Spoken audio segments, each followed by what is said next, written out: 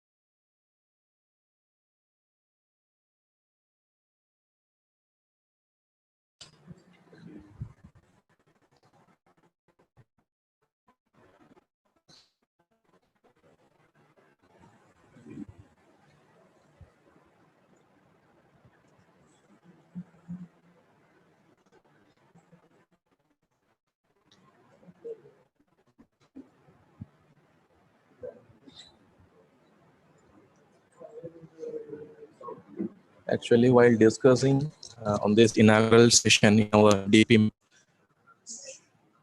we thought to start the inaugural by 9 a.m. But unfortunately, we found the very first speaker, Dr. Rameez Iqbal, available from Switzerland. His timing is 5 a.m. at the early morning. So for his convenient, we have scheduled the inaugural by 9:30. Obviously, our first session starts by 10 a.m. So we feel it will be very tough for the first speaker to join from the Switzerland. The actual time is 5:30 there, but the speaker was accepted our invitation and he was shown his eagerness by 5:30 a.m. So we have scheduled by 9:30.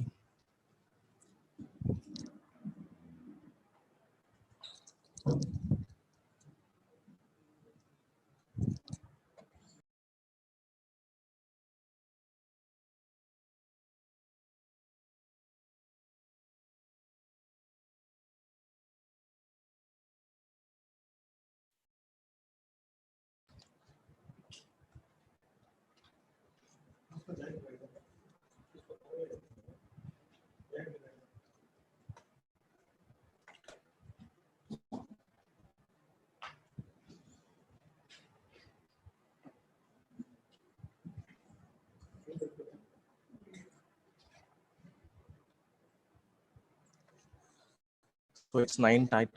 So we have reached the actual now. It's the time to start our inaugural session of this 5-day AICT sponsored FDP on Biome's Lab on Chip for point of care applications.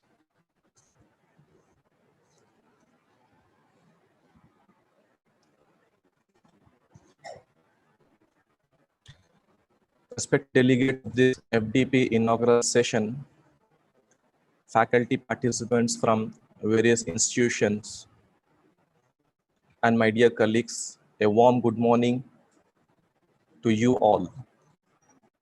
To start the inaugural with the blessing of Almighty, I would request Mr. Abdul Rahman, Assistant Professor of EC Department, to begin with the recitation of Holy Quran, followed by Tamil Thai Vaithu, the state song of Tamil Nadu.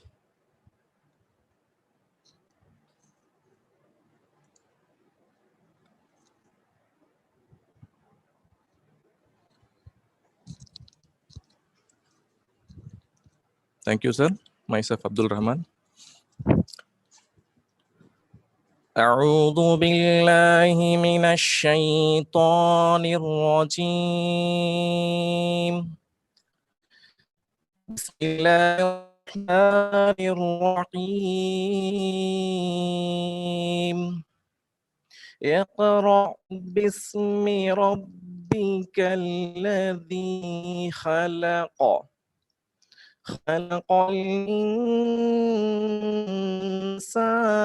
من علق اقرأ وربك الأكرم الذي علم بالقلم علم الإنسان ما لم يعلم.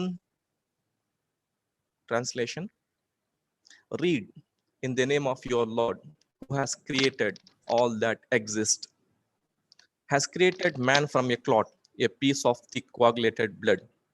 Read, and your Lord is the most generous, who has taught the writing by the pen. The first person to write was Prophet Idris. He taught man that which he knew not.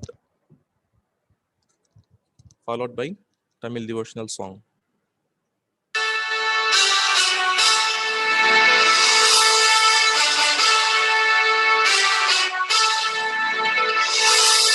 நீராறும் கடலுடுத்த நிலமடந்தை கெழிலொழுகும்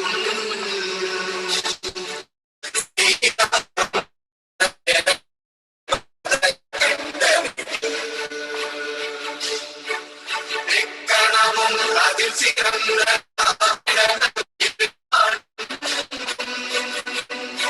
அக்கசிறு பிறை முதலும் தரித்தனரும் இலக்கமும்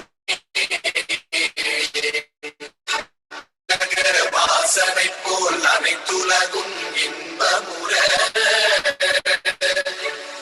எத்திசையும் புகழ் மணக்க இருந்த பெரும் தமிழனங்கே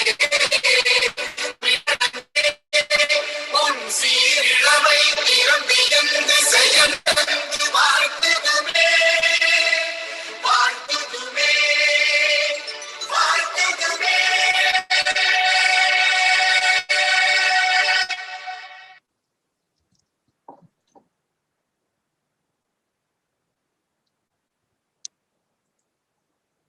Thank you, sir.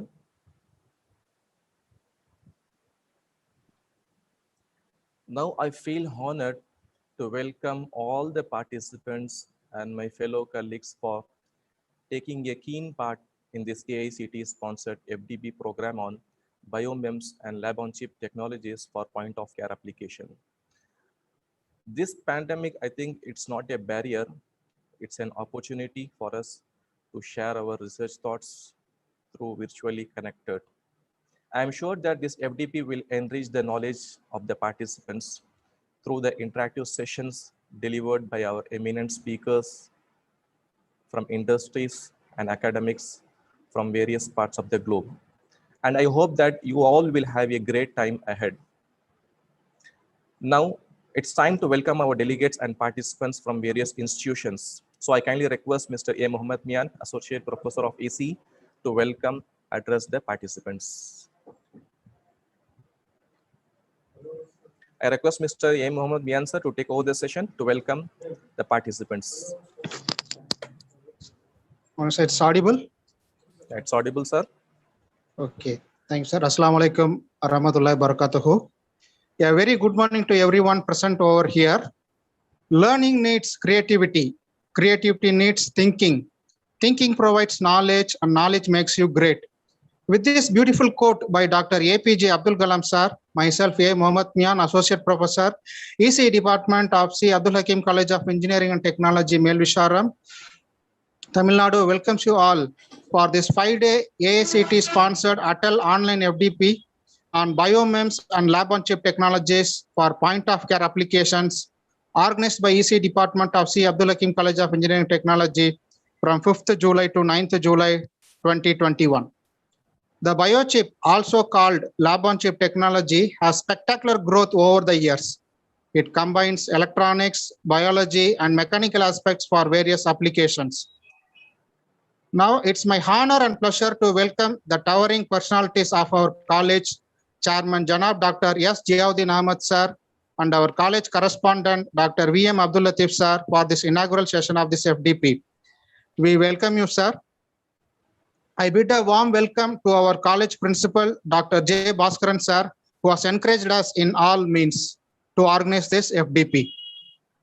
At the outset, I extend a special thank and hearty welcome to all the resource persons, speakers who have acknowledged our invitation to share their knowledge and research experience in this FDP. We are honored to have you all with us, sir. It is my profound duty to welcome our HOD, Dr. C. Mohammad Yusuf, sir, who is the backbone in organizing this FDP. I welcome you, sir. I wholeheartedly welcome faculty members, administrative staff, technical and non-technical staff members, students of our college and other institutions for this FDP. Last but not least, I welcome all the participants from various horizons of our country who are here with us and made this occasion a reality. Without you, this FDP is not possible. This FDP will explore research avenues in the areas of biomems and microfluidics. With those words, I guarantee productive and worth your precious time. Once again, I welcome you all for this FDP. Enjoy the sessions, enjoy all the 5 days. Thank you. Thank you, one and all. Thank you, Mr. Ahmed Mian, sir. Now, to be on the timeline scheduled track with no delay, next I would request our beloved Dr. Bhaskaran, Principal, C. Abdul Hakim College of Engineering and Technology, to take over this session to deliver the inaugural address to the participants. I request Dr. Bhaskaran, sir, to take over this session and deliver the inaugural address to the participants. Yes, sir. We are getting there. Are you hear this? Yeah, yes, sir. It's audible. Clear.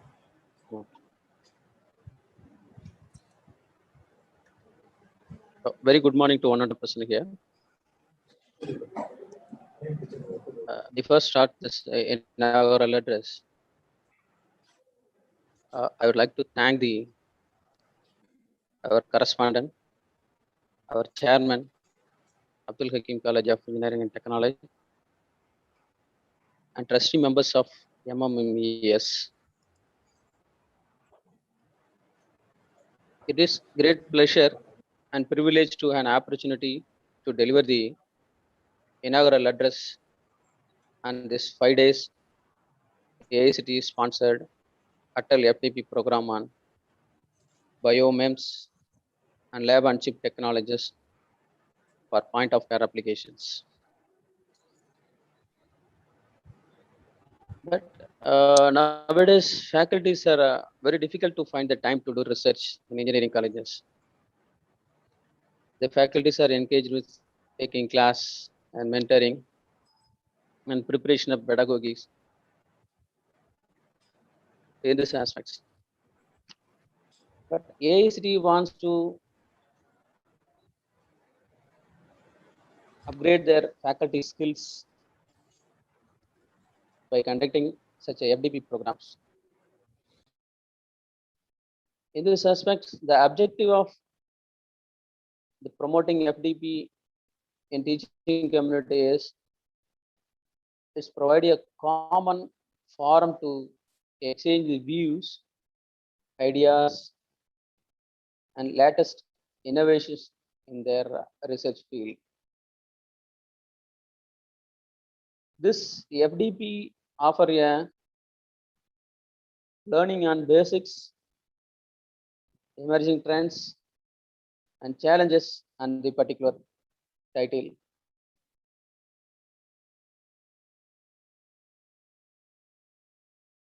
By which to improve the faculty abilities in carrying out the researches, testing, and consultancy on the particular area.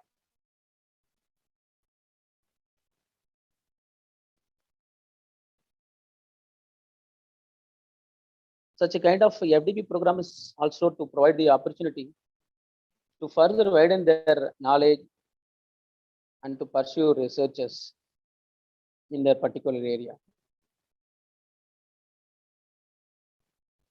Normally, at the end of the session or end of the day, this FDP will give some hands-on training with some well-known softwares, what we may use in our lab or the experts who are all experts in the particular software. These are the idea things they will give, they will share in the during the 5 days FDP, I think. Definitely at the end of the section, our faculty community will strengthen their research capability on the particular biomems and lab on chip technology for point of care applications. Without teaching, we cannot pursue the research. But nowadays, without research, we cannot survive as a faculty in engineering colleges. This is what a real trend is going on right now. We all know about this. My humble request is, my dear teaching community, is to do the research and make use of this FDP program in an effective manner. But nowadays, if we have the knowledge, the people are asking evidences. The evidences making paper publication in the different journals. The journals may has very good impact factor, or what may be the citation. These are all things they are looking. So research is mandatory for institutional requirement, individual requirement, and then management requirements also. So right time,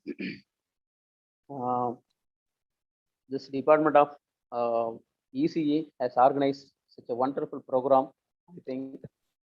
And on behalf of management and trustee member of MMES, I congratulate Dr. Umar Yusuf, HOD ECE, and his team for this effort to organize such a program. And also I thank the research personalities from various institutions from different places for sharing this valuable knowledge and skills in the FDP.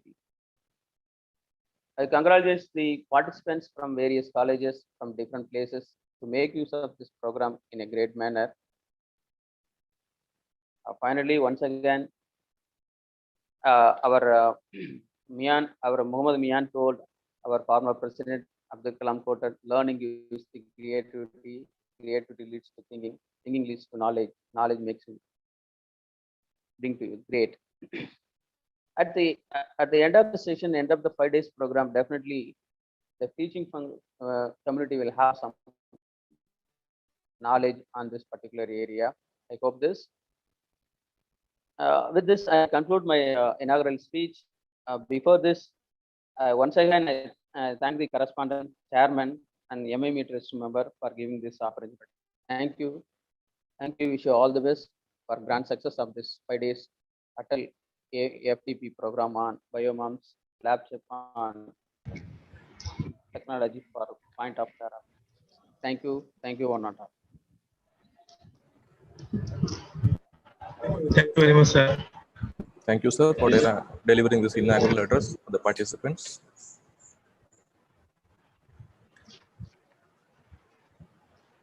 Now, I would request Dr. C. Muhammad Yusuf, Associate Professor, Head Department of ECE, C. Abdul Hakim College of Engineering and Technology, to take over this session to deliver the objectives and outcomes of the FDP event.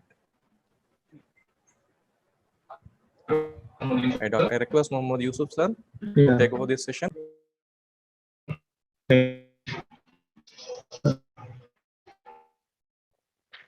Hear me? Audible? Audible, sir.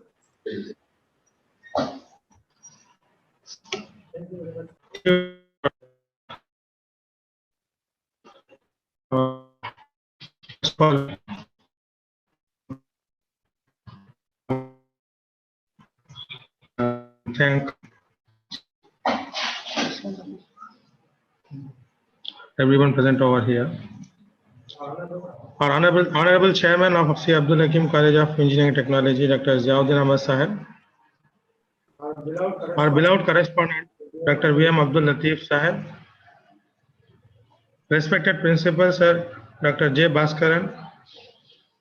Faculty members from various institutes, researchers, and other participants.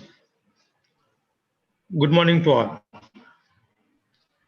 It is indeed a great pleasure to see you all in today's occasion on 5 days online FDP on biomems and lab-on-chip technologies for point-of-care applications at C. Abdul-Hakim College of Engineering and Technology, Melvishara.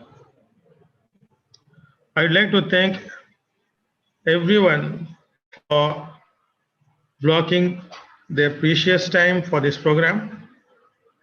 I would especially like to welcome the various speakers from India and abroad who are basically the heads of different research centers and departments and accepted our invitation to share their expertise in this exciting area of research in lab-on-chip. During these 5 days from today until Friday, we are going to see how lab-on-chip has made a significant contribution to healthcare industries and other relevant area of research. So it has now been a few months that the new coronavirus named COVID-19 has been raging throughout the world. Not only COVID, there are many different types of deadly diseases that are threatening to the human lives. With a growing and aging population, researchers worldwide are struggling to find effective ways to treat these pathologies and various diseases. Such identification in remote locations or places with no access to medical laboratories so is made possible with the recent development of point-of-care diagnostic devices. So the technology to combine a biology with engineering, like electronics, computer science, mechanical, has not left the industry untouched.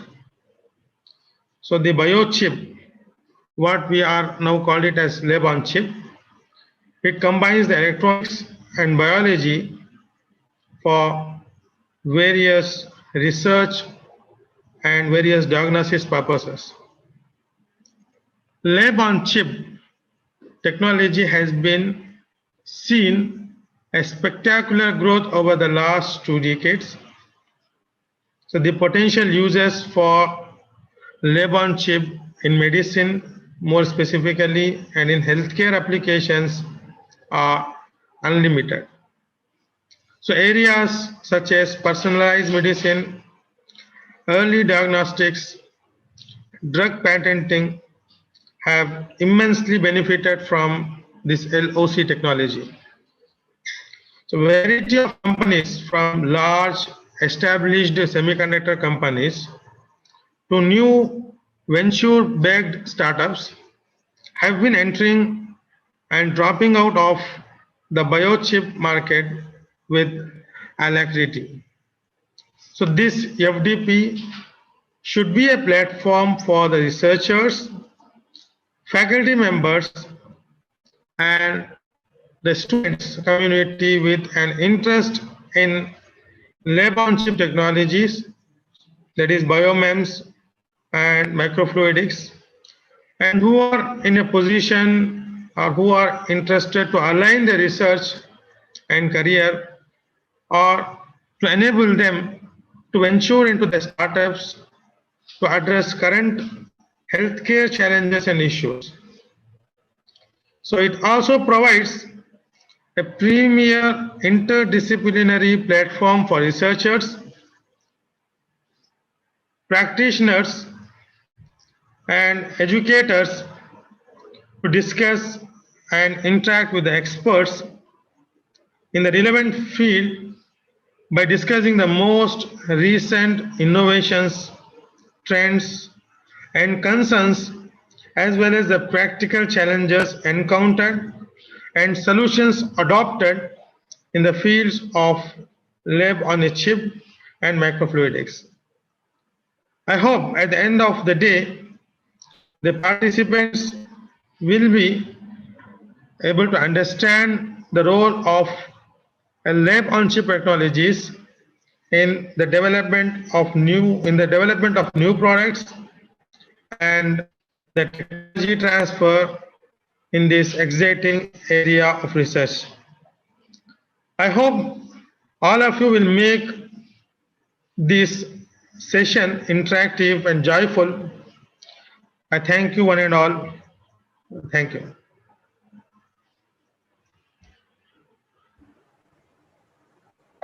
Thank you, Dr. C. Mohammad Yusuf, sir. Now we are very nearing to our very first session with our eminent speaker, Dr. Rameez Iqbal, sir. We are eagerly waiting for our first session speaker, Dr. Rameez Iqbal, sir. It's early morning, around 6 a.m., I think, for him to join from the Switzerland.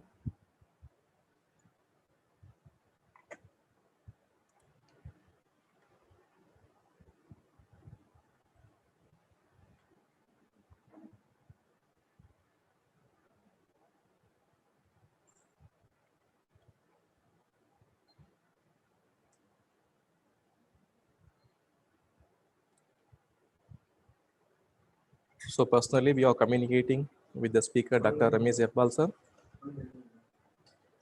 Yeah, Dr. Rameez Iqbal, sir, is with us now.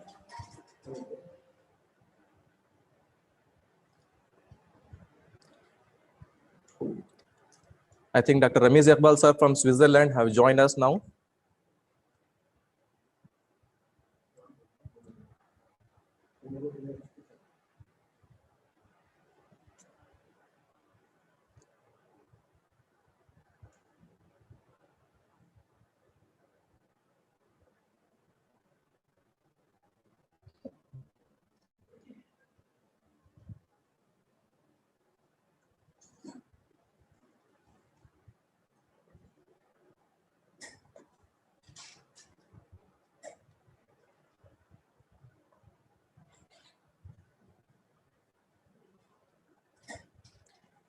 Now I'm very happy to see Dr. Rameez Iqbal, sir, from Switzerland have joined us now.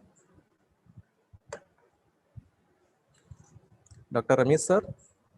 Yeah, am I audible now? Yeah. Yeah. Thank you for joining very early, sir. I hope, I think it's time 6 a.m. for you. Yeah, I think around 6:30 in the morning. Yeah. So thank you, sir. Thank you for accepting our schedule without any hesitation at the right time. Okay, sir. Okay, so just for the participants, I want to just give a brief bio about the first patient speaker.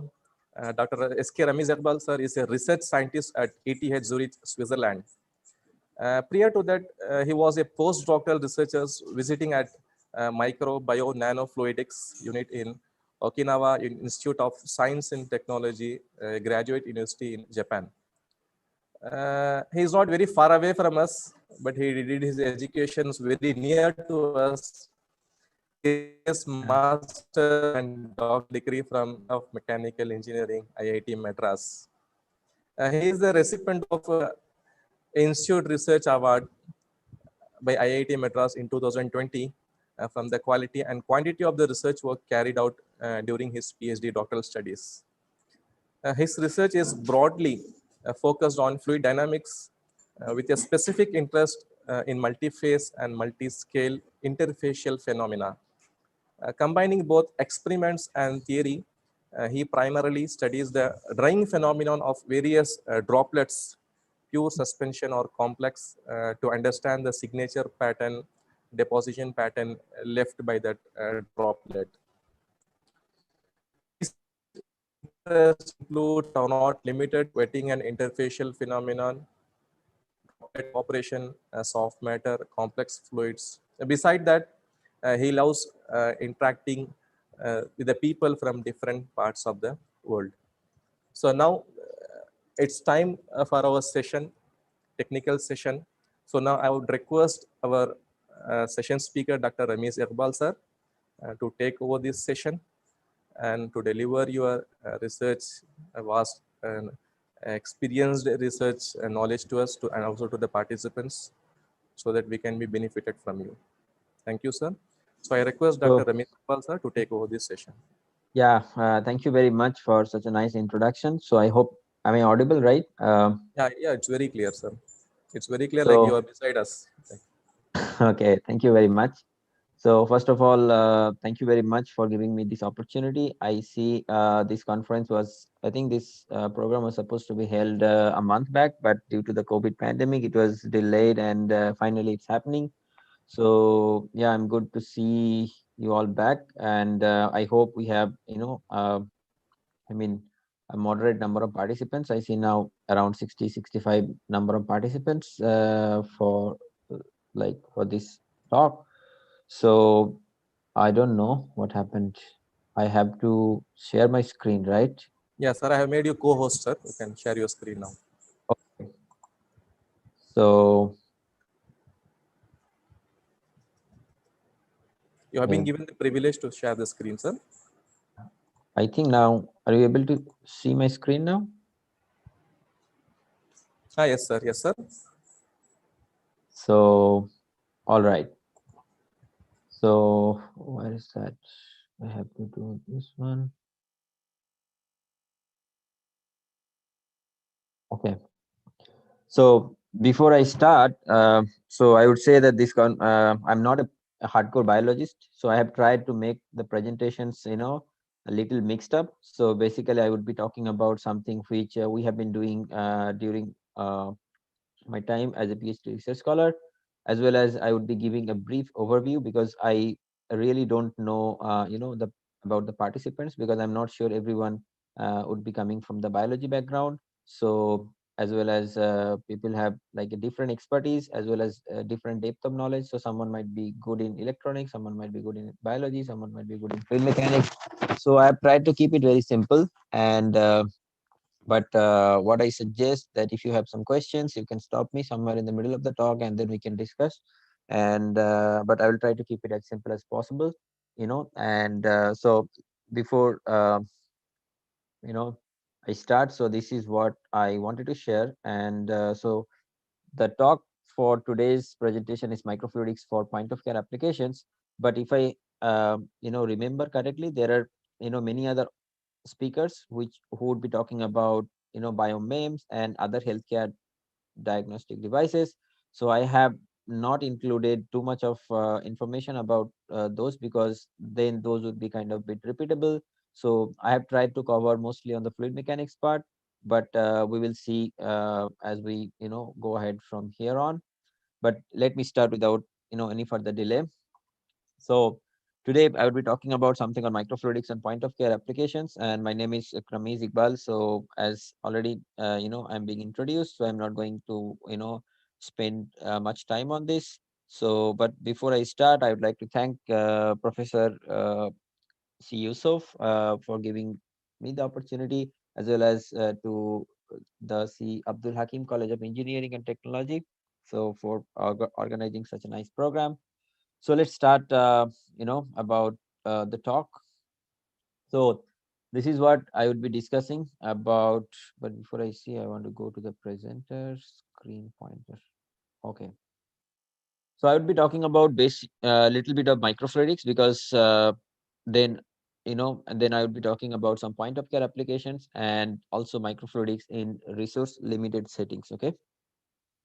So when we talk about microfluidics, okay, so I'm sure that microfluidics is something which is very common, and the term which we must, I think we probably have heard, among all of us.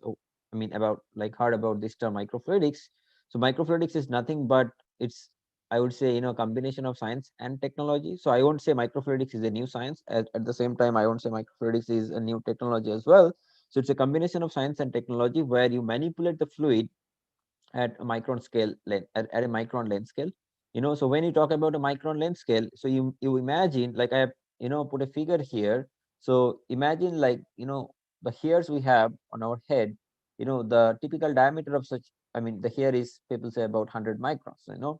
But so in microfluidics, the channel length, or maybe the characteristic length scale we operate with is something of the order of 100 to 1000 microns, or even less than 100 microns. So where we study how the fluid flows through a microchannel, and then by using that phenomena, we try to come up with different applications. And then the other important thing about the microfluidics is it's an interdisciplinary field of science. So I cannot call microfluidics as a mechanical engineering subject, or I cannot call microfluidics as a biology. So microfluidics, if you need to understand microfluidics, you need to understand bit of engineering part, where you need to understand how to design the chips, and like how to optimize the design as well. So then you need to understand the physics part as well. So physics part, I mean to say about the fluid flow phenomena. You have to understand the Navier-Stokes equations, and at such a small length scale, how the Navier-Stokes equation is modified. So, and as well as the boundary sleeve and other stuffs you need to understand. Then when you talk about the other part, that is the chemistry, because you're talking about microfluidics, like fluid flow through microchannels, then you also need to understand the materials you are handling. So there are different types of materials that are being used for microfluidics, and among such materials, you could be using silicon, you could be using something called the PDMS, you could be using some plastics called polycarbonate, or or PTFE, something like that. So how fluid interact with such materials, that you need to understand. And why the materials are really important, because let's say you want to only work with some pure water, then you can use any materials you want, but if you want to use some biological cells, or let's say something, which is really biological, so then you need to consider, or you need to think about a material which doesn't interact with the cells, because if it starts interacting with the cells, then what will happen is then your cells won't survive. So you have to be very, very careful about those. So that's why the chemistry is really important. Then you need to choose the right material, so you need to have an understanding of the material science. And nowadays basically we are mostly into the polymer materials. So basically you need to understand the rheology part, you need to understand the polymer part of this, and then the majority of the chunks of the application comes from the biology part. So you really need to understand the bit of biotechnology or bit of biological science as well. So microfluidics is not very, I would say, a very old things, because it started, getting popularities sometime in early 1990s, and then it's been almost 30 years now, and microfluidics has reached kind of a platform, and it has, I would say, a tremendous potential for a vast range of applications from here on. So when you talk about microfluidics, we don't we I mean, we need to understand where from it has started, because that is basically the origin, because something, we really need to understand what is the root, where is the root, how people came up with microfluidics. Because I really know that when microfluidics started, people were not sure about, okay, we are talking about nanoliter volume, or a microliter, or maybe a picoliter volume. So with such a small volume, what we basically can do. So people were thinking, or people were trying to mock others, those who were coming out such concepts. And then Professor Richard Feynman, one of the greatest scientists the world has ever produced, uh, in his American Physical Society meeting at Caltech, in 1959, he was the first one to come up with a statement, with a statement called, like he said, there is a plenty of room at the bottom. So the statement looks very simple, but it has got, I would say, a very deep meaning of it. So then people started thinking about, okay, maybe we have been only trying to think about, like, when you try to understand a problem, there are two different approaches. One is like basically the top down approaches, so we basically start from, and then the other approach is basically the bottom up approaches. So why don't you go to the, or why don't you dig into the micro scale part and try to understand the phenomena, because that's where the actual physics lies. So that's how the microfluidics, journey of microfluidics started. And so that's what I would say, the origin of the microfluidics. So then the question is, we have a tool, or let's say a technology, but let's say how it works. Okay, so let's say you want to do a biological test or blood test. Okay, sorry. So let's say you want to do a biological, or let's say blood test. So basically what you really need to do nowadays, you need to visit to the hospital or maybe a clinic. Don't know what happened.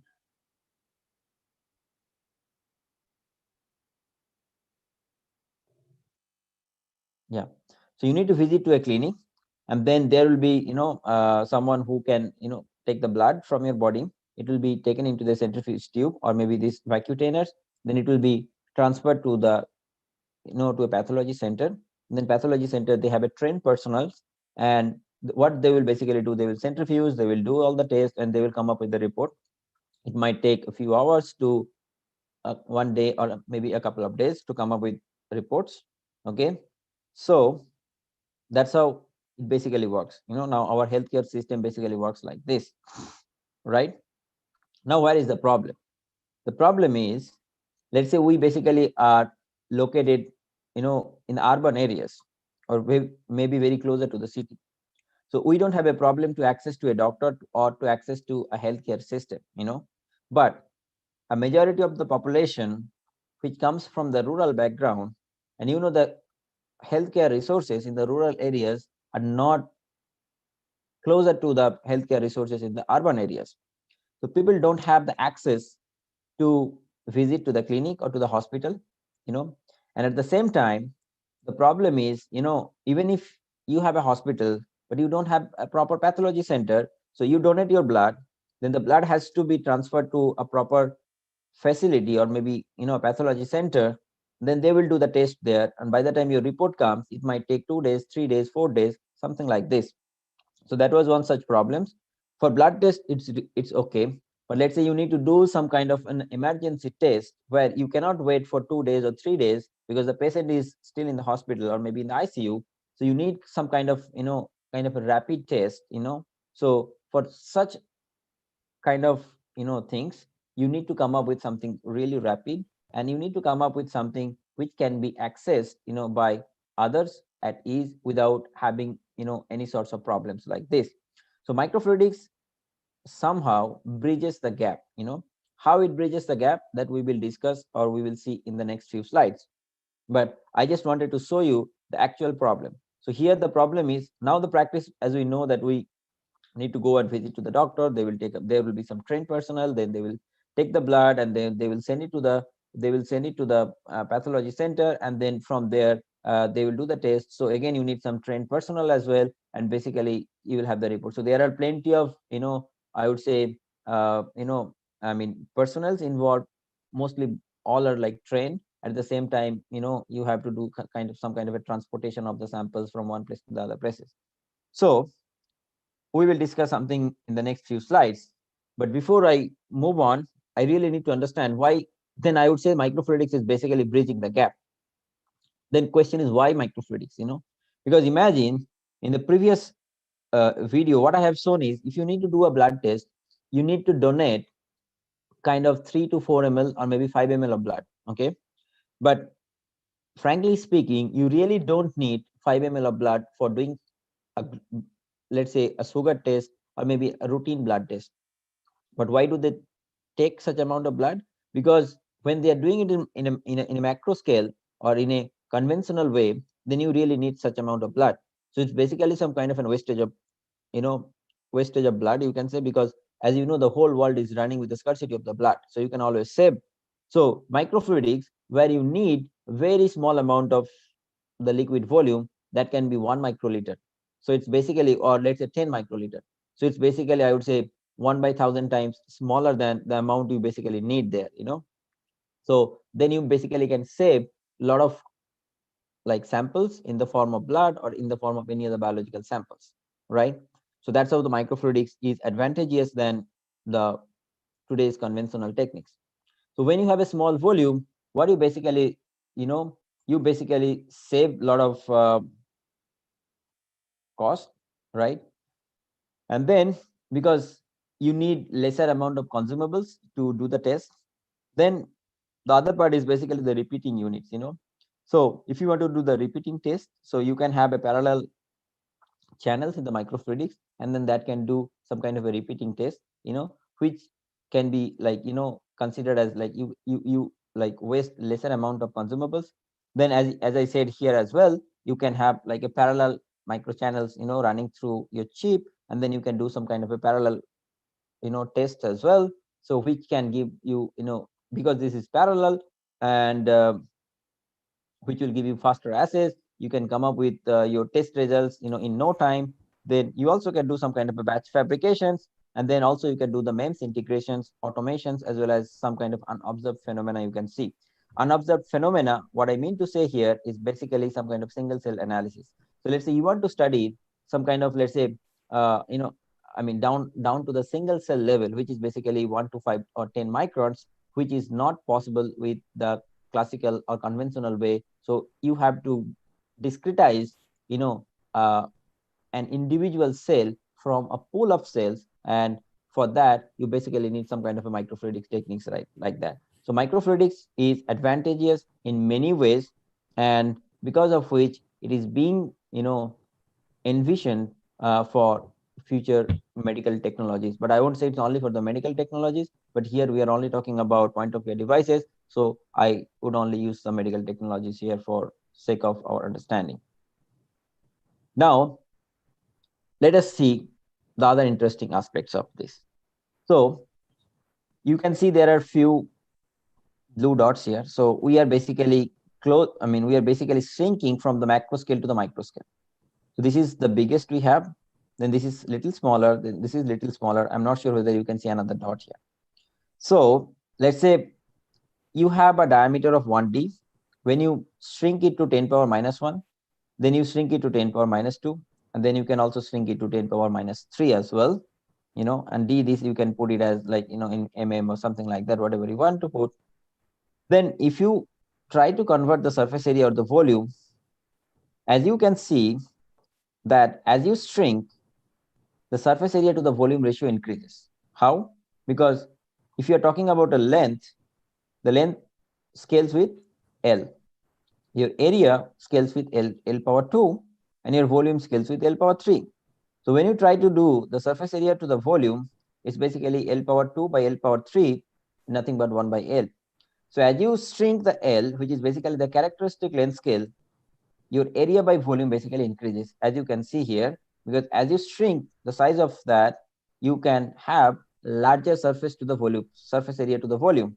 So what does it basically mean? That, for a particular volume, if you reduce, the length scale, you have more surface area than at the macro scale. And that larger surface area, which what it basically does is, you have the largest area means you have larger surface forces. If you have larger surface forces, so then that can dominate over the volumetric forces, and then you can have something very interesting phenomena as well. So if I can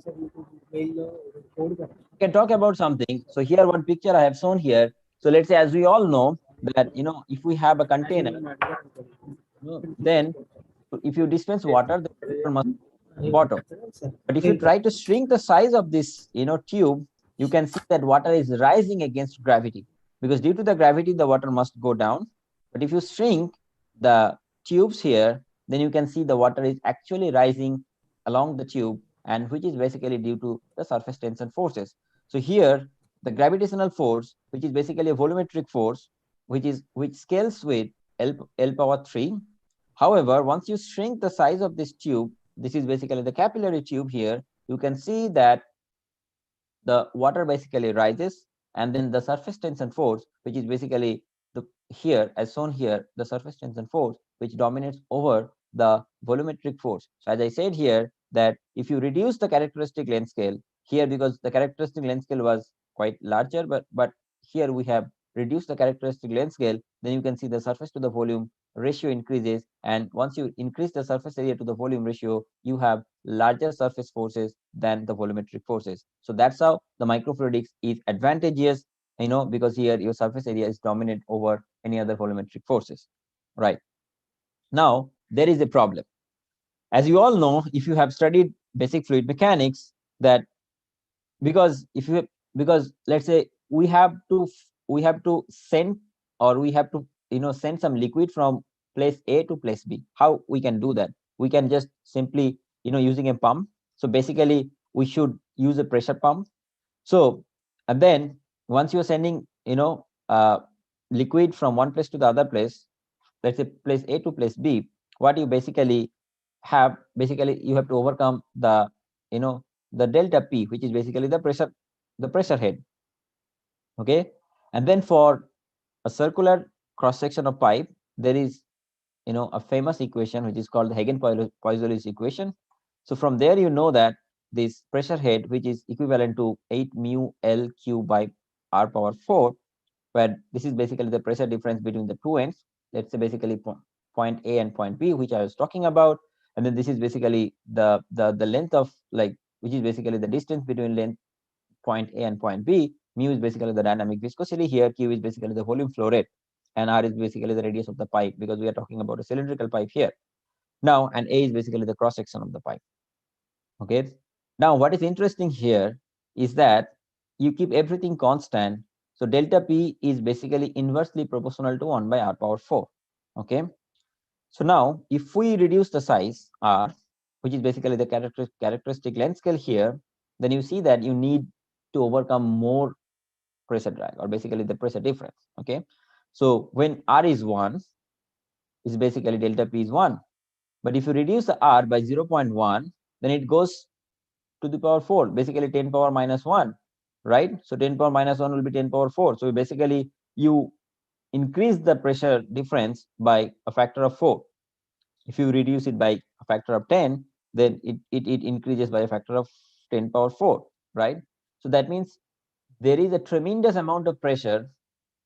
There is a tremendous amount of pressure which you need to overcome, in order to have a flow from a place A to place B. So that means it is very challenging. It is very challenging in microfluidics, because the smaller the channel size you have, the higher the pumping power that you need, right? It's very very challenging. So what is the solution here? So normally in microfluidics, if you want to have a fluid flow, you basically use something called the syringe pumps. So those syringe pumps are capable enough to push the fluid from one place to the another place. But the point is, let's say some places you want to do some tests. If you want to run a syringe pump, you need electricity. You need to have a syringe pump. The syringe pumps are not really cheap. Syringe pump costs a lot. So then do you have an alternative? So if you need a syringe pump, which is really costly, because in point of care devices, what we are basically looking something really affordable, which doesn't need anything trained personnel, because a normal person cannot run a syringe pump for sure.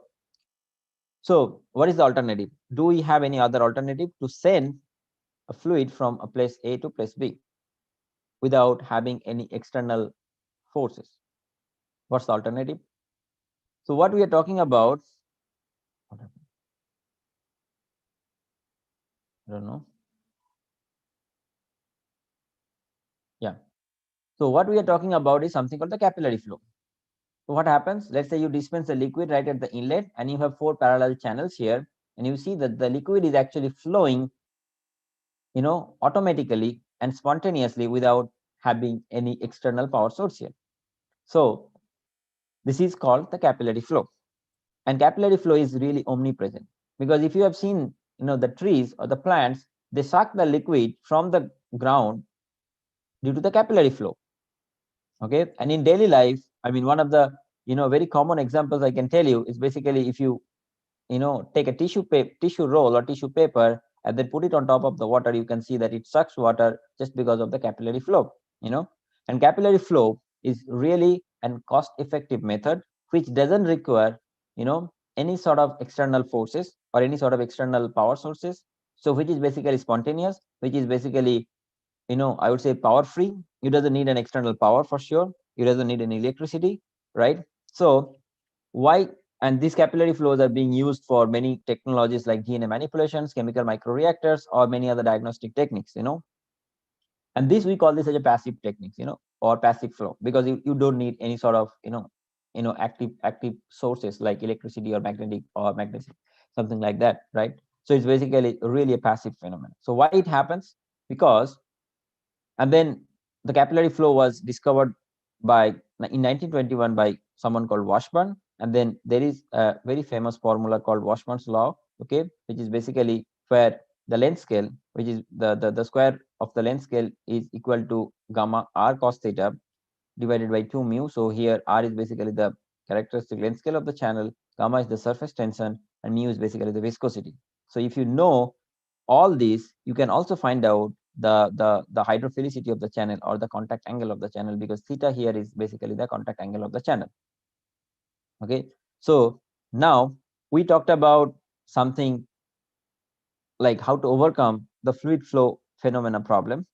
Now there is another problem we see. So we talk, I'm having some problems here, I don't know. Okay, sorry.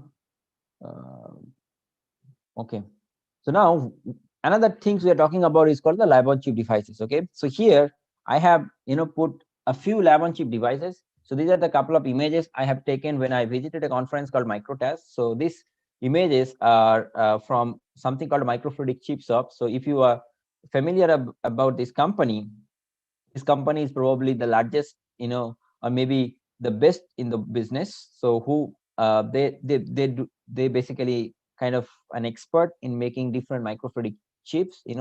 It can be for HIV disease or it can be for any other diseases they have. Okay, and this sort of chips are made basically from acrylic sheets. You can talk about it's a polycarbonate or it can be from like PMMA sheets. Okay, so it's basically machined chips. So the problem here is you need to machine something. So this is basically some kind of an acrylic sheet here, and you need to machine such acrylic sheets here. And then the problem is you have a syringe here, so you need to push the fluid, something like this. So I will discuss something later. The other part is basically the lab on chip device is made of silicon. So you basically need to do some kind of lithography part, and then from the photolithography you have to do some kind of called soft lithography. So from the photolithography you transfer the pattern to a microfluidic chip made of PDMS, and then these are the different microfluidic chips made out of either silicon or made out of either polycarbonate or a PDMS. Now the problem is you need complex designs. So here the designs are not really very straightforward. The second thing is you need to have some kind of access to the clean room, and then having access to the clean room is not really very easy, because the running cost or the operational cost of a clean room, first of all, the setup cost of a clean room is very, very costly, and if you have a setup, the operational cost is also really huge. So it's really not a good idea to have something which is made out of the clean room, because if something goes wrong, again you need to go to the clean room, and then the problem is the devices you are making in the clean room, you need to also figure it out whether such devices can really work in the real life phenomena where you have a lot of dust, or any other other issues, right? And then the other thing is when you have such devices or the lab on chip devices, you cannot send the fluid like this. You need to have some kind of an peripheral devices. Peripheral devices, I mean to say, is here you can have some kind of a voltage source. You need to have some kind of a syringe pumps to push the fluid, or if you want to observe something, you need to have something like a microscope. So you cannot have a microscope on site, or you cannot have some kind of a voltage source where you don't have this access to the electricity. So all these peripheral devices makes the lab on chip devices really little inconvenient, because imagine we are talking about lab on a chip. So basically we want to convert the entire lab in a chip. But if you imagine, or if you try to think really carefully, is it really a lab on chip devices, or we are talking about chip in a lab? Because it's basically we have a chip in the lab and we have all other peripheral devices, and then we try to do some experiments. So we really need to go, and that was, I mean, I mean, basically I was listening one talk a couple of years ago, and then one of the experts from this particular field, he mentioned that we really need something called the lab on a chip devices, not chip in a lab.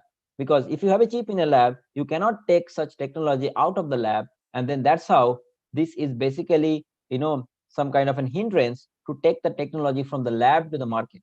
Because you see, there are a lot of technologies, there are a lot of research is going on, but the problem with the technology transfer is we have the problems from taking such technology from the lab to the market, because we have a lot of peripheral devices. So we really need something called lab on a chip, not like chip in a lab. And I told you all the problems, with such things. Now what is the alternative here? Don't know what is happening.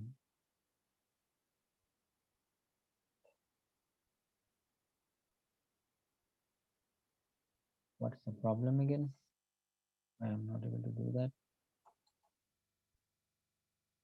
I'm sorry, I don't know. Let me figure it out. I'm not able to change the slide. Okay, here we go. So basically, if you have some kind of a silicon, if you want to make some kind of chip in the clean room, so these are basically the steps we normally follow. So you basically take a silicon wafer, then we do this oxidation, as you can see here, and then after that, we have to do something called the lithography. So in the lithography, it can be up to different types. So you can do either the positive lithography, or like the positive photoresist, or maybe a negative photoresist. So if you spin coat the photoresist, then you bring something called the UV light. So you have a mask here, and then you place the mask on top of this photoresist, and then you shine a laser or UV light here. And then depending on whether you are using the positive photoresist or a negative photoresist, okay, so then it behaves in a different way. So here, what we basically doing is we are basically dissolving this part. So we are basically using a positive photoresist here, and then you use the developer. So the developer basically etches the photoresist which was exposed to the UV light, So basically you have a pattern here, and then once you have a pattern here, then you have to remove the metal part, which you earlier did here in the form of SiO2. So how you basically do this? So you basically etch with HF plus NH4F, okay? Then once you etch this silicon here, like the metal part here, then you need to remove this photoresist part. So the photoresist part can be removed with H2SO4, okay? Once you remove the photoresist part, then you can do some kind of a silicon etching to have some kind of a silicon channel.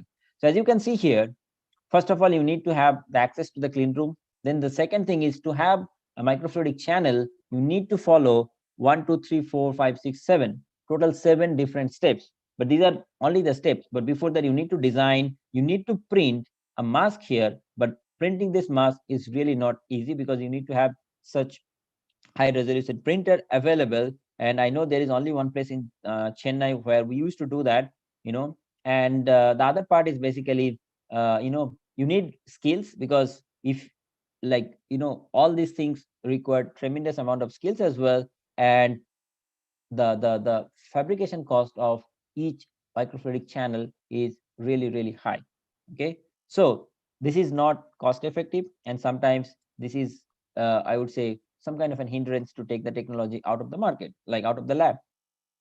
Now what's the alternative? So the problem is, like, you have the higher cost of fabrication, you need to have the access to the clean room, you have multiple steps of fabrications, and you really need a dust-free environments. And then also it's not suitable for the resource limited areas. Okay, now what is the alternative here?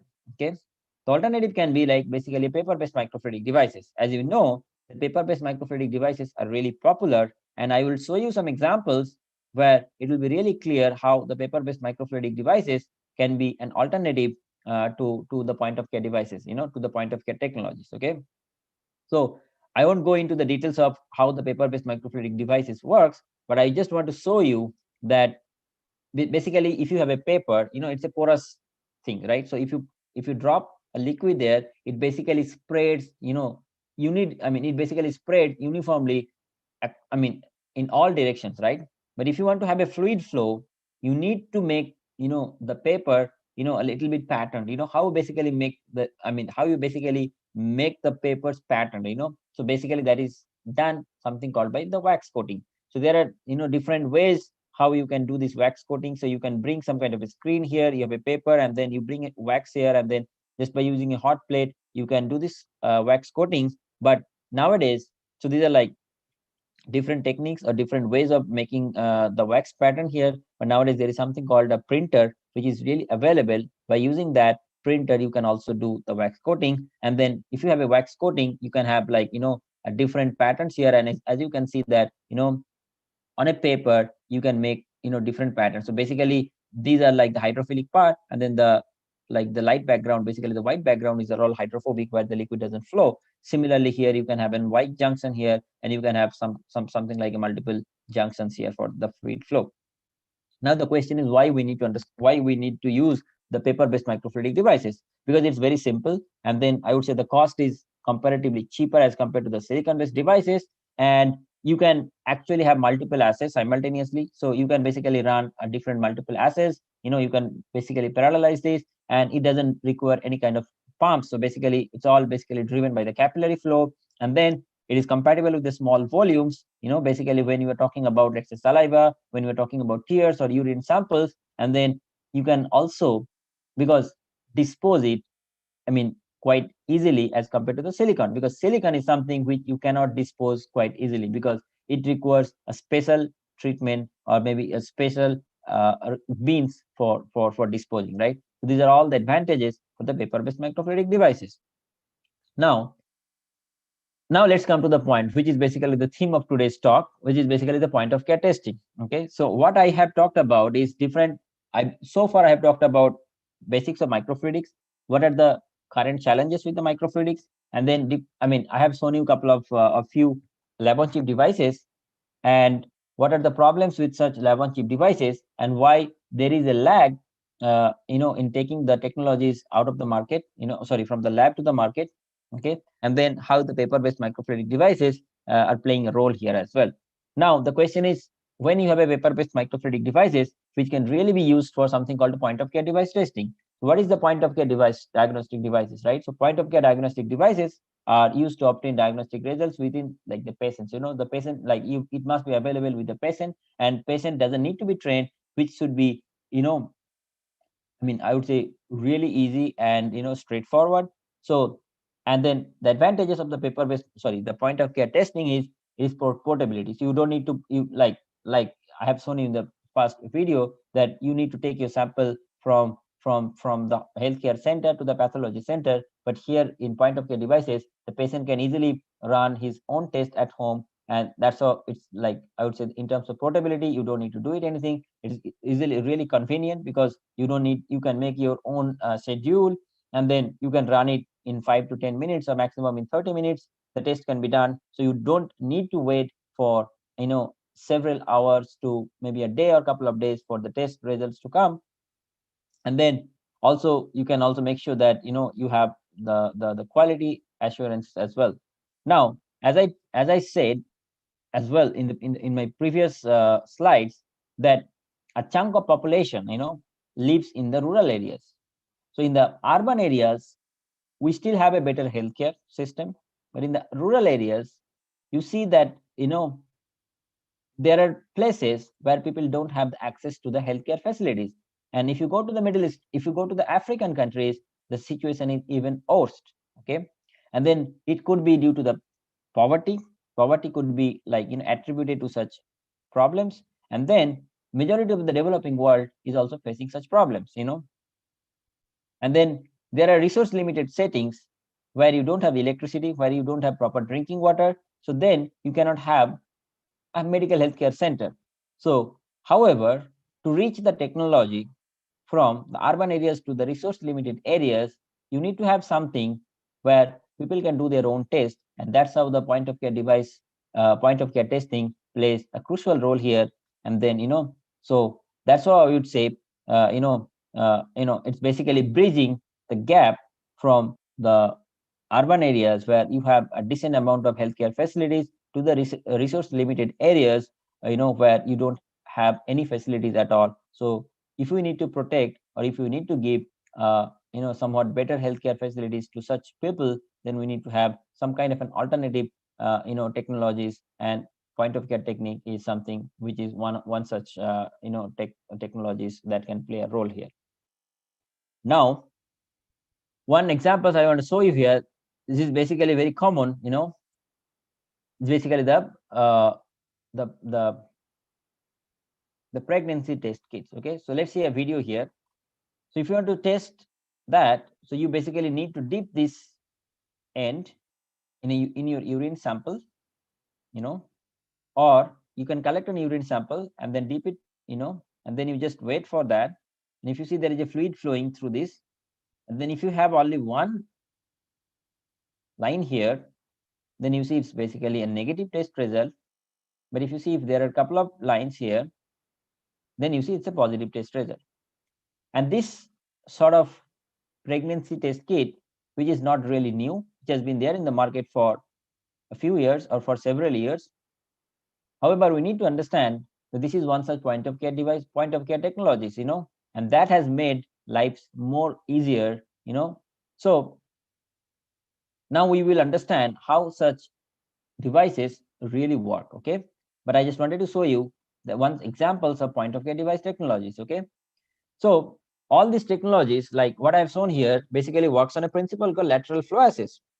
So lateral flow assays are basically a paper-based platform for the detection and quantification of any analytes, in a complex mixture, Okay, so and then it can be up to different types. It can be of lateral flow immunoassays, and it can be of nucleic acid and lateral flow assays like this. So how these devices are made, okay? Because here you only saw that the test is happening, and then you see there are either a single line or maybe a couple of lines here. So this is how a lateral flow devices looks like. It has got multiple components here. So you have got a sample pad, then you got something called the conjugate release pad. Then you have nitrocellulose membranes here, where this is basically the path through which the fluid basically flows. And then you have like something called the test line and control line, and then something called the adsorbent pad as well. So now how it really works, I want to show you a video here, and it will be really clear to you that how it basically works. So let's say, and then so these are like different individual parts which are basically integrated in a plastic cassette, so you have a plastic cassette here, okay? If you try to dismantle it, you see you have like basically the lateral flow assay here. This is your sample pad, okay? This is your conjugate pad. This is your test line. This is your basically test line 2. If you want to make 2 different test lines, this is your control line.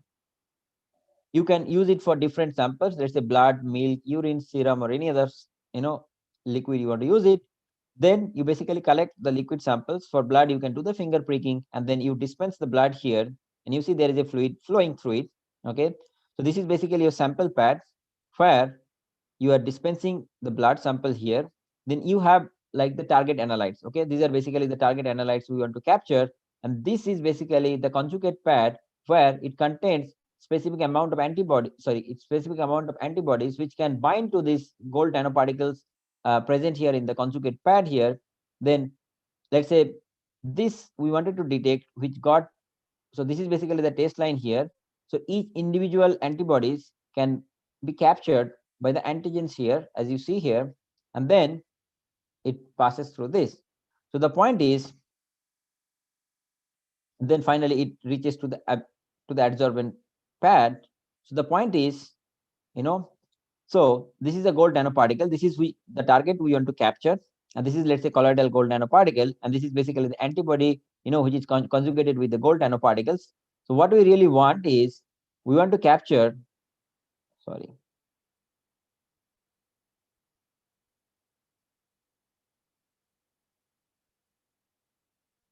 okay, so we really want to capture something like this, okay?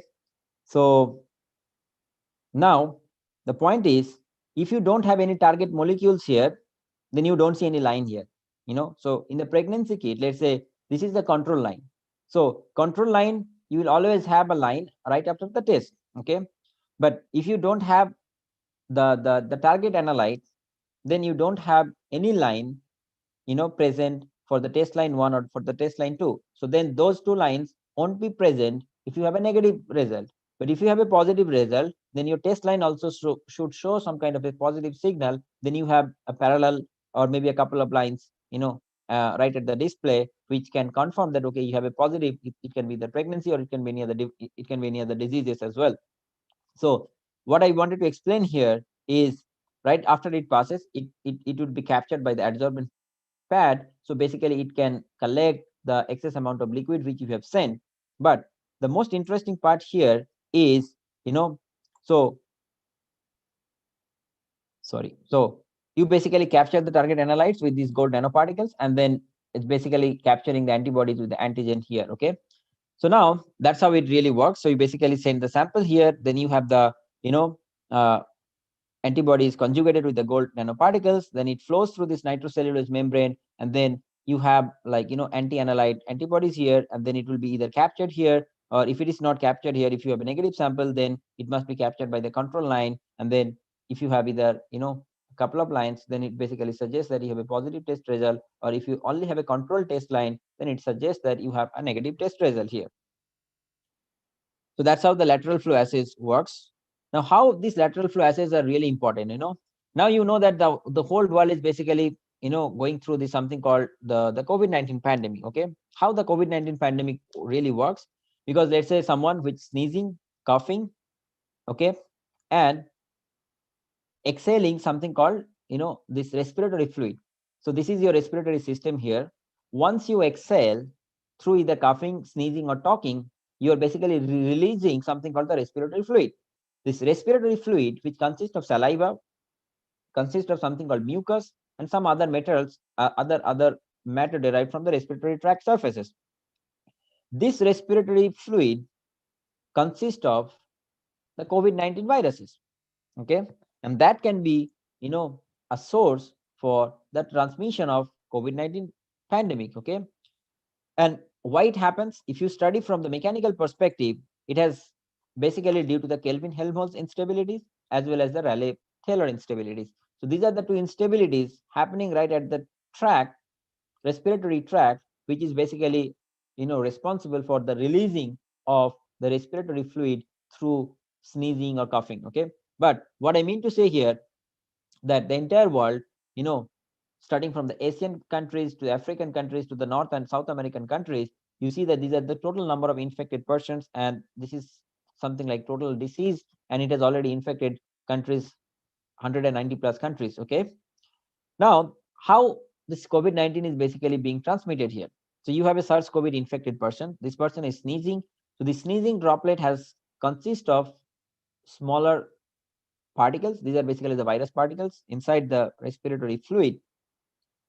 Then if there is a person, who is in direct contact with this infected person, then this person basically inhales this respiratory fluid, and you have something called acetylcholine 2 receptor in your body, then that basically acts some kind of a receptor for this viral host, and then it starts, it starts basically, infecting you as well. So this is basically something called the direct transmission through aerosols.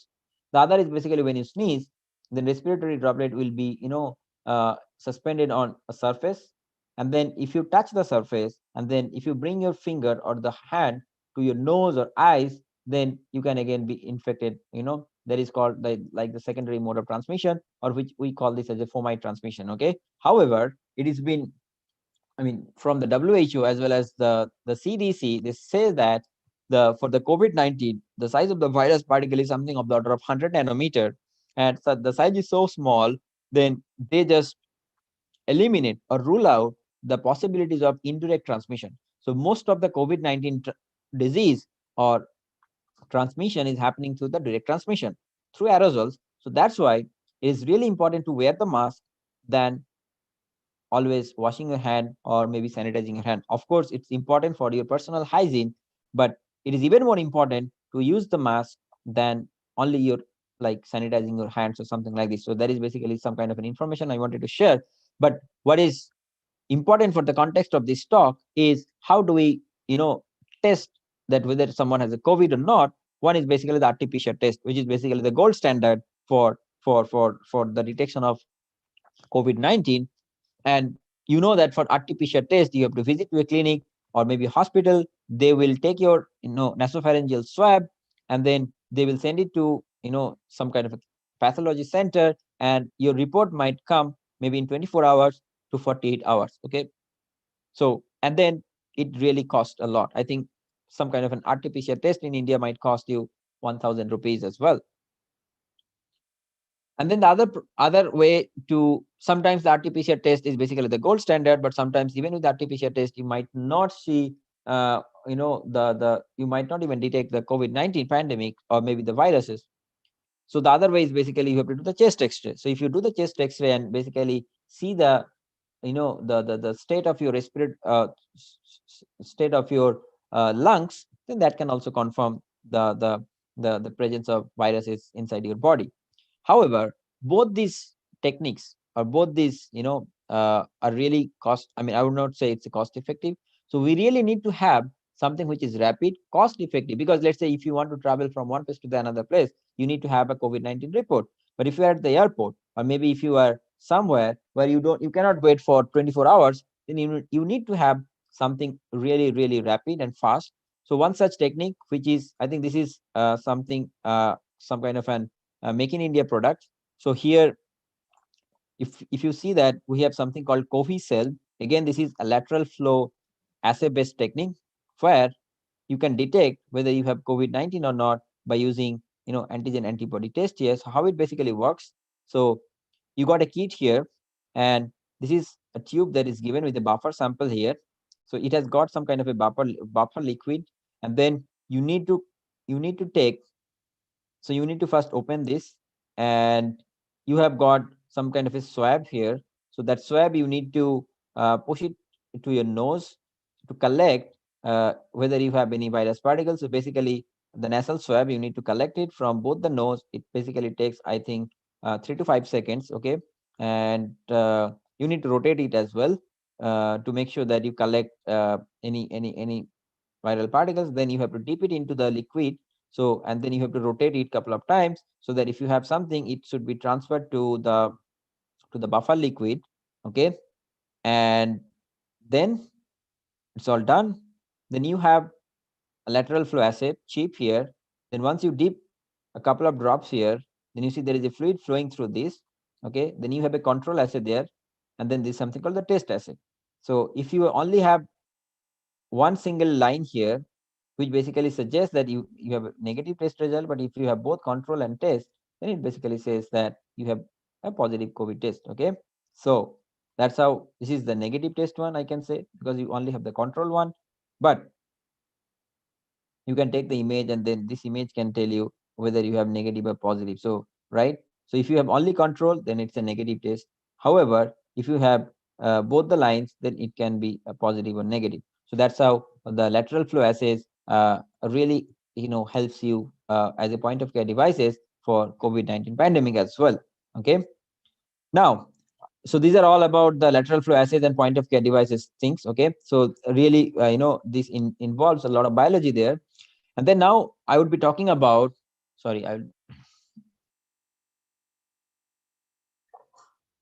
now I would be talking about some other examples.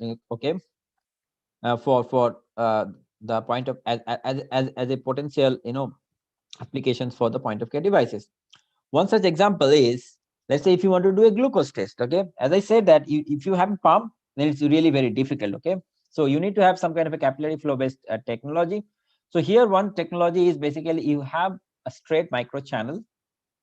Okay, I really want, because if you want to do a blood test, okay, if you go to the clinic, you see they first do the centrifuge. Why they do the centrifuge? Because they want to take the plasma out of because your blood consists of red blood cells, basically white blood cells, platelet, and something called the plasma. So all the biomarkers basically are present in the plasma. So you need to extract the plasma. You need to extract the plasma out of the blood. Okay, or maybe you need to extract the plasma from the red blood cells, because red blood cell consists a lot of volume percentage in your body, and then that plasma can be used as a biomarker for the detection of any other for detection of either glucose or lipid profile, something like this. So how we basically do this? So we take a whole blood, we have a straight microfluidic channel here. Okay, but if you have a straight microfluidic channel which is basically hydrophilic, then if you drop a liquid here,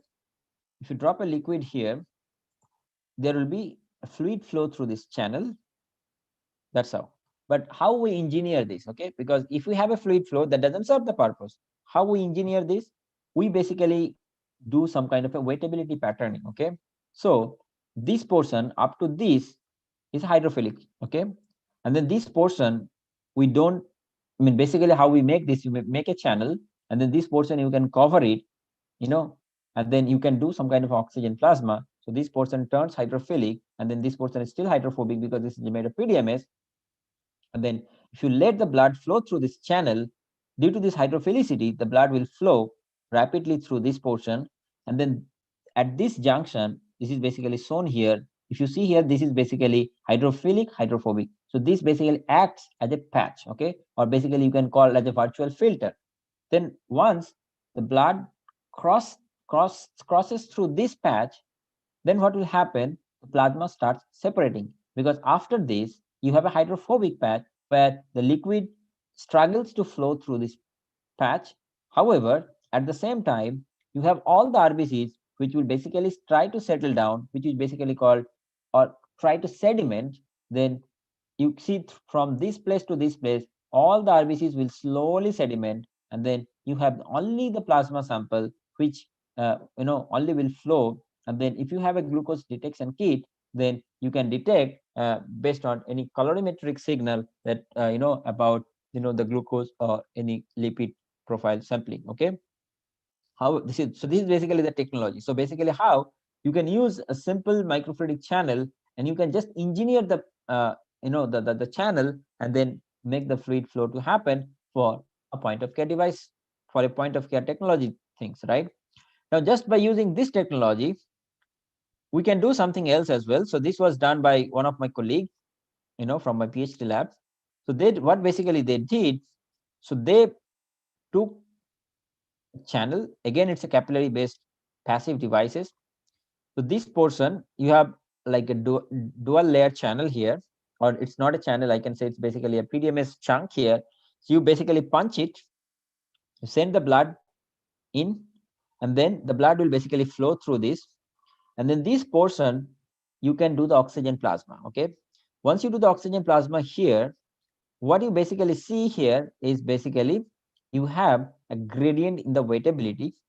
Then also that once the blood comes at this location, you can see that the RBCs start sedimenting here, and then the plasma will basically try to filter out. And then once the plasma reaches to the edge of this channel, then it starts flowing to the other direction, and then this plasma can be used for any other detections. Okay, so if you see this video here, you can see this, initially you have the blood here, but after this you see that you don't have any blood is going up. So basically the blood is stopped here. Basically this is RBC, and then you can see the plasma is basically rising, and then once it reaches here, it will start flowing to the other side. Yeah, so that's how it basically works. And then from the time-lapse images as well, you see that the cells starts sedimenting, and then the plasma will keep on rising, and at some point of time the plasma reaches to the top of the channel and basically starts flowing. So this is how you can separate the plasma, because this is the first major challenge. If you have a whole blood doesn't do anything. You have to first separate the plasma. How you separate the plasma? There are, I would say, a number of technologies available, and majority of them are basically active. So you basically need to use some kind of electricity, you need to use some kind of a pump to separate the plasma. However, for point of care device, for point of care technologies, what you really need is some kind of a capillary based techniques where it's basically passive and you don't need any external energy sources, something like this. And once technologies like this can be handy to develop scientific technologies or point of care devices like this. So that's how one I would say like this. And then I would also talk about something like some alternative techniques based on the droplet evaporations. Okay, so before that I would also try to give some kind of it's okay. So I would also try to give some kind of a brief overview about the droplets, so that it will be easier for you to understand, and then it can be easy for you to pick up how this droplet also works, some kind of a potential source for point of care testings. Okay, as we know that the droplets are omnipresent, it's everywhere. Okay, so droplet is nothing but the discrete phase of a liquid surrounded by a continuous phase. So continuous phase here is basically air. Okay, and droplets, you can see that this is basically droplets around a spider net. You can see the droplets basically forming on leaves. It basically looks fascinating. And also see the droplets basically coming out of an infected patient who is sneezing, so you can see droplets, the applicability of the droplets everywhere. Okay, and then at micro scale, as I said, that your surface tension force is dominant over the volumetric forces. And as you see that as you reduce the length scale here, then your surface tension force dominates over the volumetric forces here. Okay. Now, as you know that if you have aqueous droplets, basically water, then which is susceptible to evaporation. However, if you have oil, which is not susceptible to evaporation. So when you have something which is aqueous, we have to also consider in open ambient that if it is in open ambient, it must evaporate, and we must consider the effect of evaporation as well. Now, here, these are the series of images which says that how the droplet can be used for some technologies. Okay, so here you see that there is a blood droplet being dispensed on a glass slide, and depending on the sample, whether it's a healthy sample or maybe a diseased sample, you can detect, like based on the droplet evaporation, you can detect whether it's a healthy sample, or it's a diseased sample. So like the healthy sample, you see they crack differently than a thalassemia sample and then a jaundice sample. So you basically have the same substrates, nothing but the glass here. However, the only differences here is basically the sample you take here. So here is a healthy sample, I think from a 27-year-old healthy sample. This is basically a thalassemia sample. In the thalassemia, and it's a jaundice sample. So depending on the type of the samples you're using, the cracking patterns will differ. And then if you have different cracking patterns, you can identify whether you have a disease sample or whether you have any healthy sample as well. The second example is also being used something called recognition of alcoholic drinks. Okay, so this is basically a tequila sort, and this is basically non-adulterated tequila sort, an alcoholic drink. If you dispense it on a glass, if you drop it on a glass substrate, once it dries, it basically forms some kind of pattern like this. However, if you try to adulterate this, okay, something called the adulterations, with 5% adulteration, you see the patterns will look like this. With 10% adulteration, you see the patterns will change like this. With this would be 20% adulteration, this must be this, and 40% like this. So depending on the nature of adulteration or the quantity of adulteration, you have different patterns here, and that is also, based on the evaporation, and cracking, or maybe the patterns, you can always identify, whether it's adulterated or whether it's a pure sample. The droplet evaporation can also be used for detection of malaria biomarker. So this I would be explaining in the next few slides. The other interesting thing is the droplet evaporation has also been used for capturing the emotions from the tear. So if, let's say, you see there are 3 different patterns here, okay? One pattern is basically the reflex tears. The other pattern, reflex tears, is nothing but, let's say, if you are cutting an onion, you have reflex tears, okay? And if you collect such, tear samples and dispense on a glass substrate, you see a pattern like this. You have to observe under a microscope, because it must be very, very small. Then if you collect some tear from a person who is in a state of happiness, then the pattern might look like this. A person who has in a state of sadness, then you might see the pattern also differs. So depending on the mental state as well as your current state, either it's a reflex or happiness or sadness, you have 3 different patterns. So then that means the droplet is able to capture the emotions, okay, and that can be used some kind of a potential point of care technology devices. It has also been used for nanochromatography. I'm skipping that because that is not important for point of care devices. And the other interesting thing is here. So there is a recent article which suggests that the droplet evaporation can also be used to detect the quality of water. So here they have taken 2 different, like water from 2 different sources. One is basically the hard water, one is basically the soft water. Okay, you see the hard water, when they dispense on a glass, it leaves some kind of a pattern like this. However, the soft water, on a same substrate leaves a different pattern like this. So that means, as we see from this particular slide, that the drying phenomena of a droplet can be used for different, potential detection techniques. Okay. Now, when we are talking about,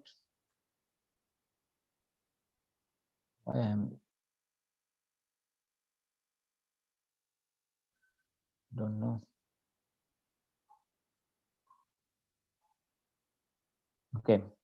When we're talking about something like droplets, so let's see some video here. Okay. So if you dispense a drop on a glass substrate, you see the particles are actually coming to the edges. Okay. So which we call this as the coffering phenomena.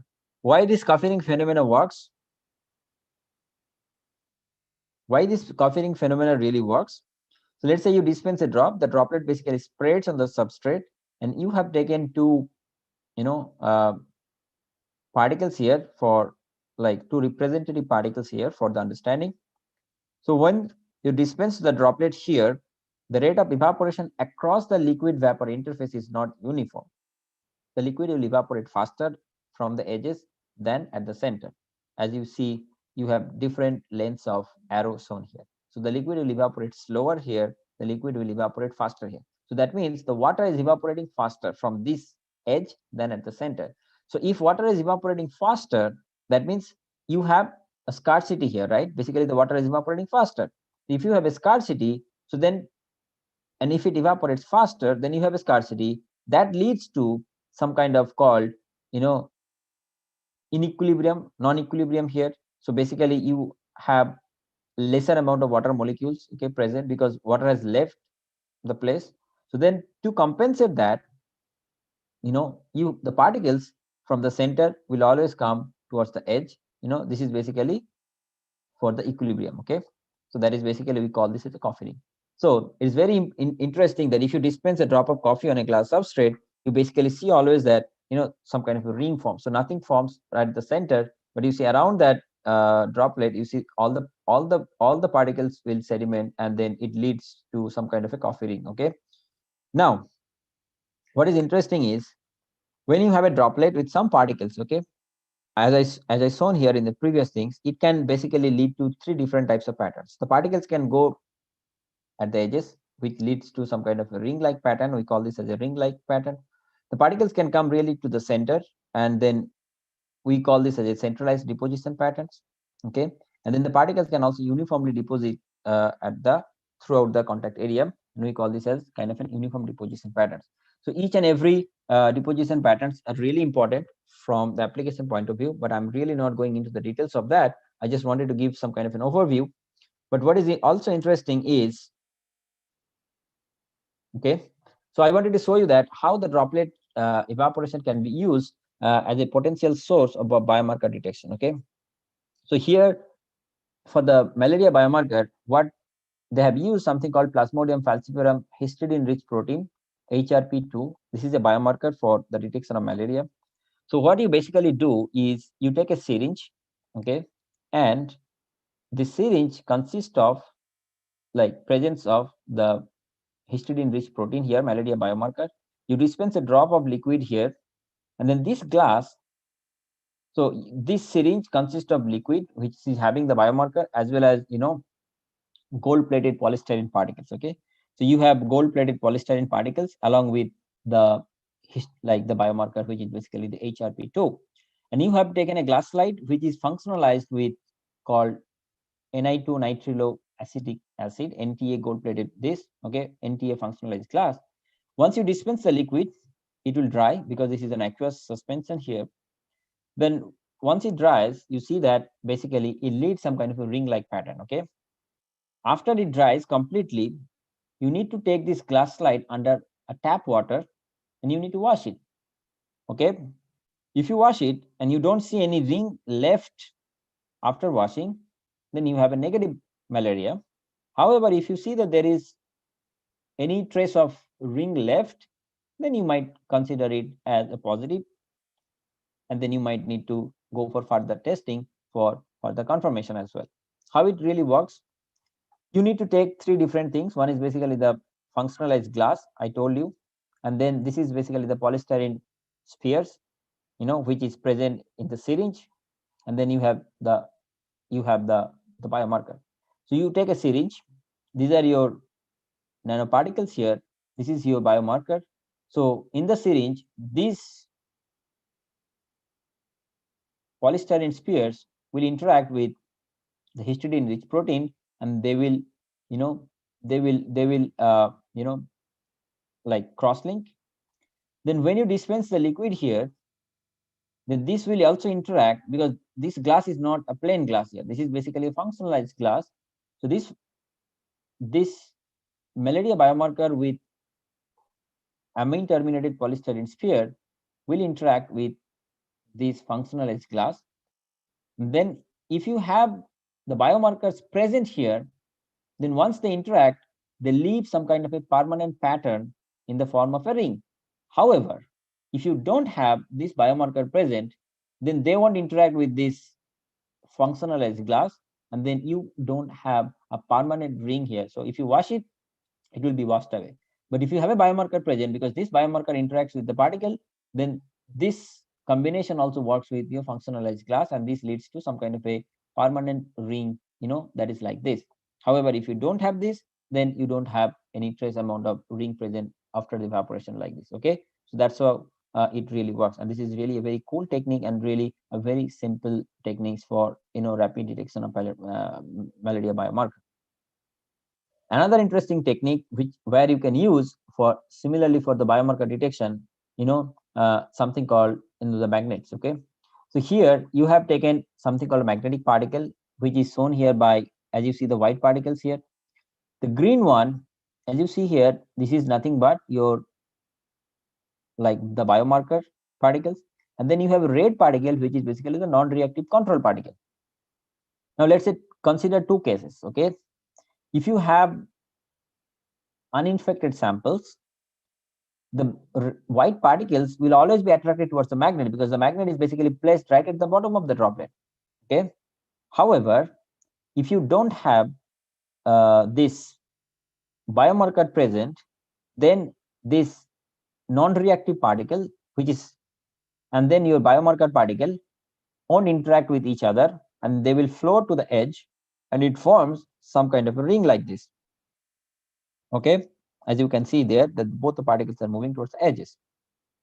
However, if you have the biomarkers present here, then this biomarker, which is shown in here green, will interact with the magnetic particles, as you see here, and then only the red particles, which is basically the non-reactive particles, will only flow to the edges, and then your ring will basically look like some kind of a red here. Okay, so if you see here under fluorescence and phase contrast microscope, if you have like a red fluorescence link here, because this is the red particle you have used as a non-reactive control particle, then you can always consider that, okay, you have a positive sample, because your green biomarker has already gone to the center, because it is interacting with the magnets, like the magnetic particles here.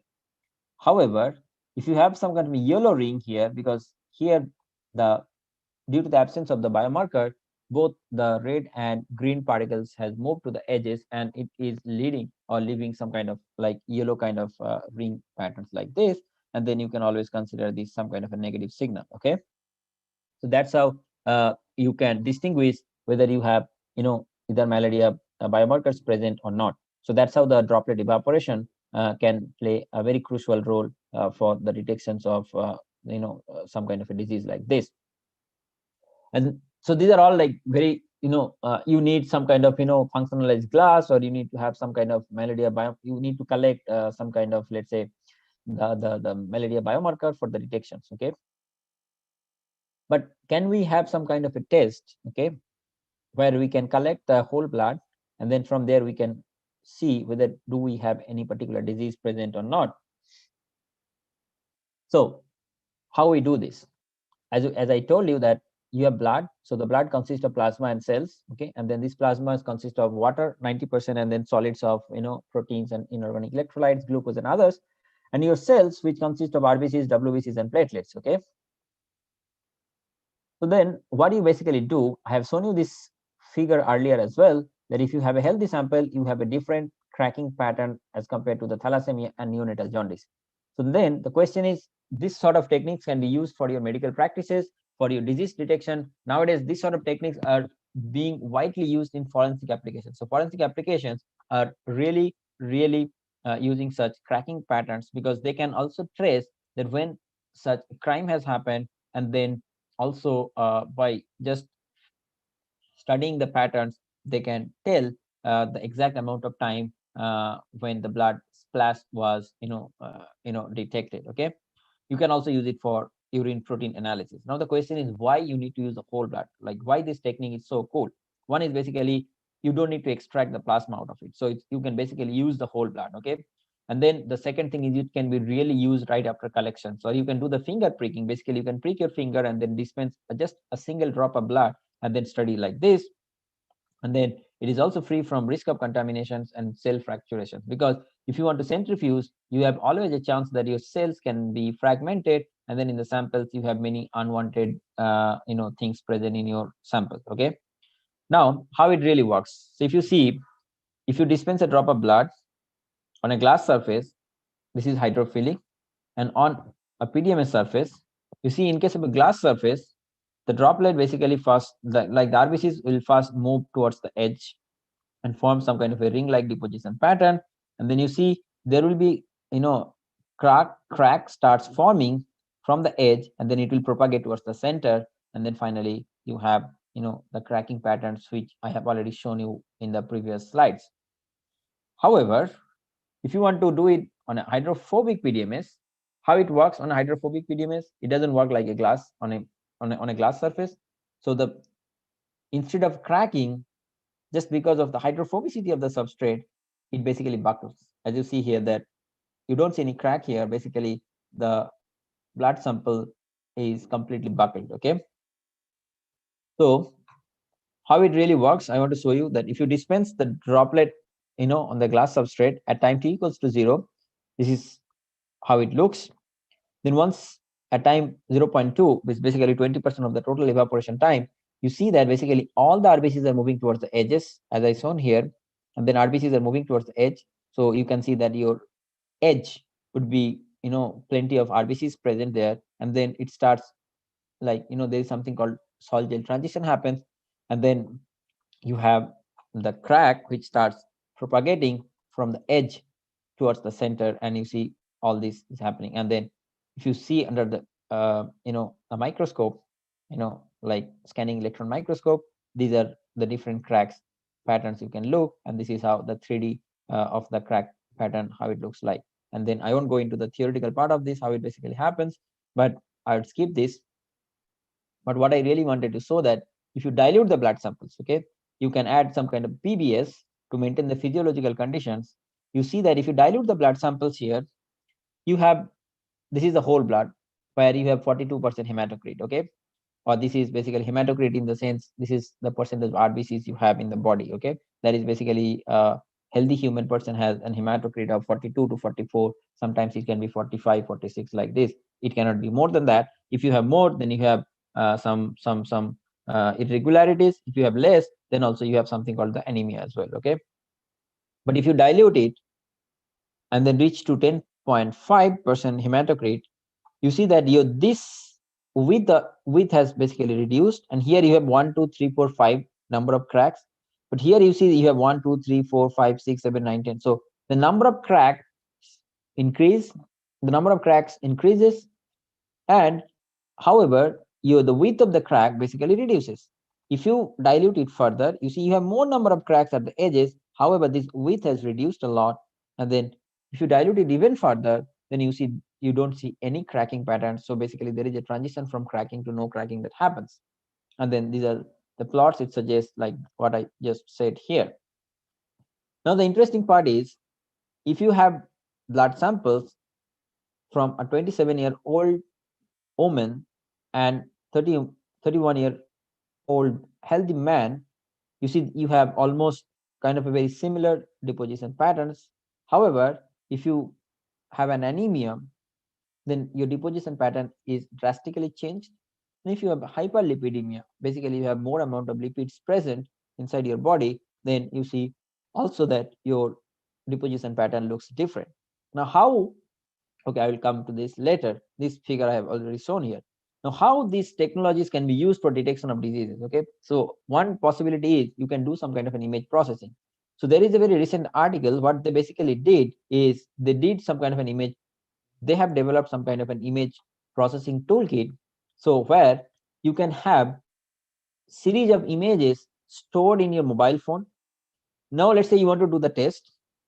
Then after the test, you take your mobile, you image the deposition pattern.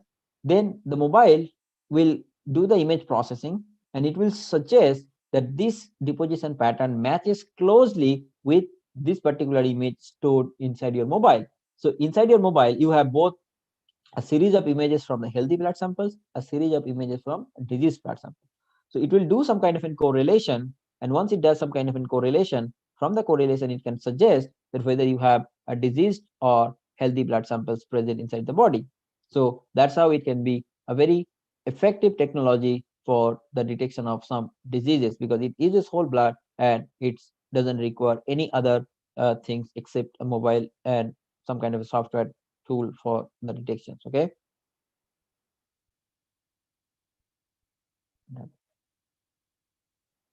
Okay.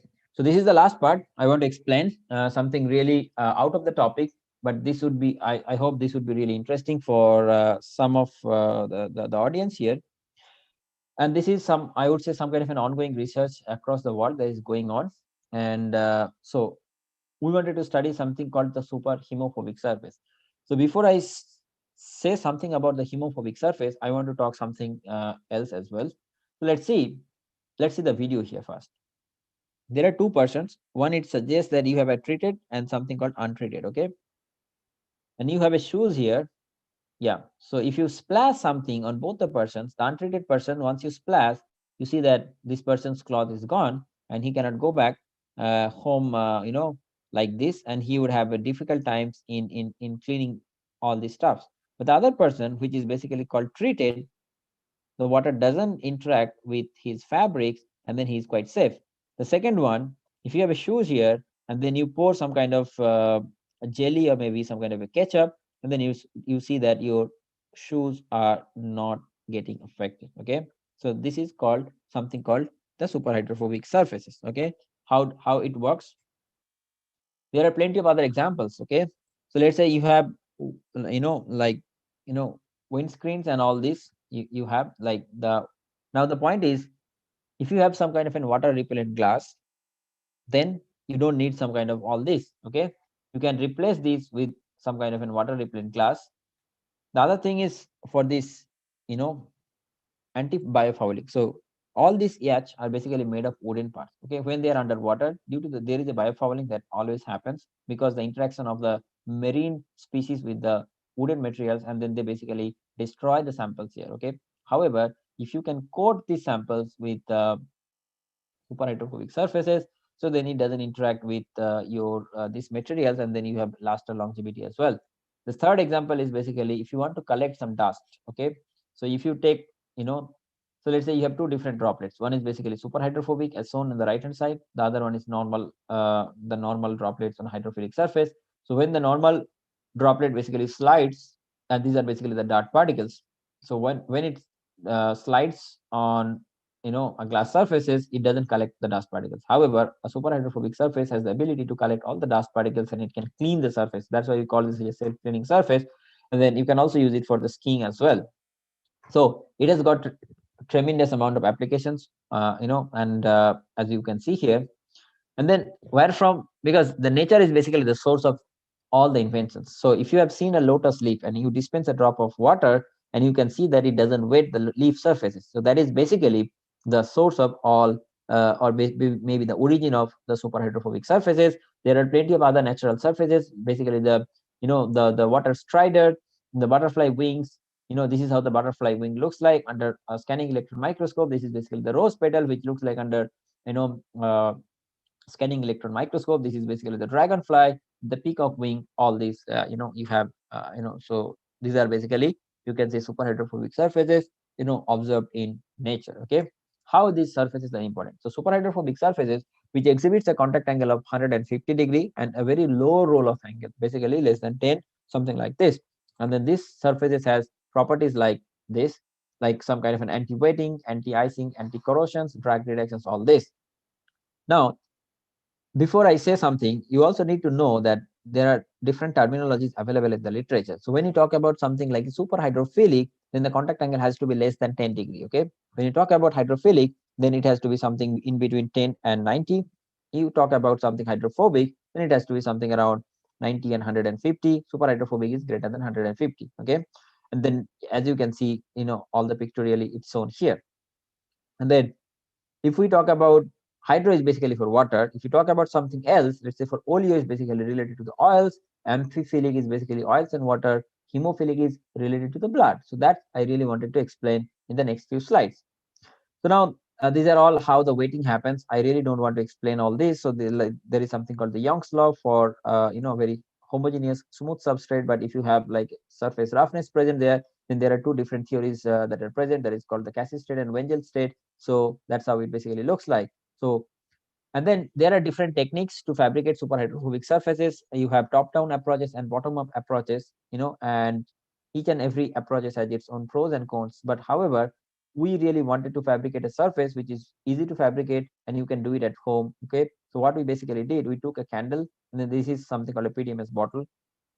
So you take a glass slide and then spin coat with the PDMS, okay, and then do this candle shooting. So we basically do this some kind of a candle shooting. The glass basically turns black, and then it basically becomes super hydrophobic. So the contact angle, as you can see here, it becomes almost of the order of 165.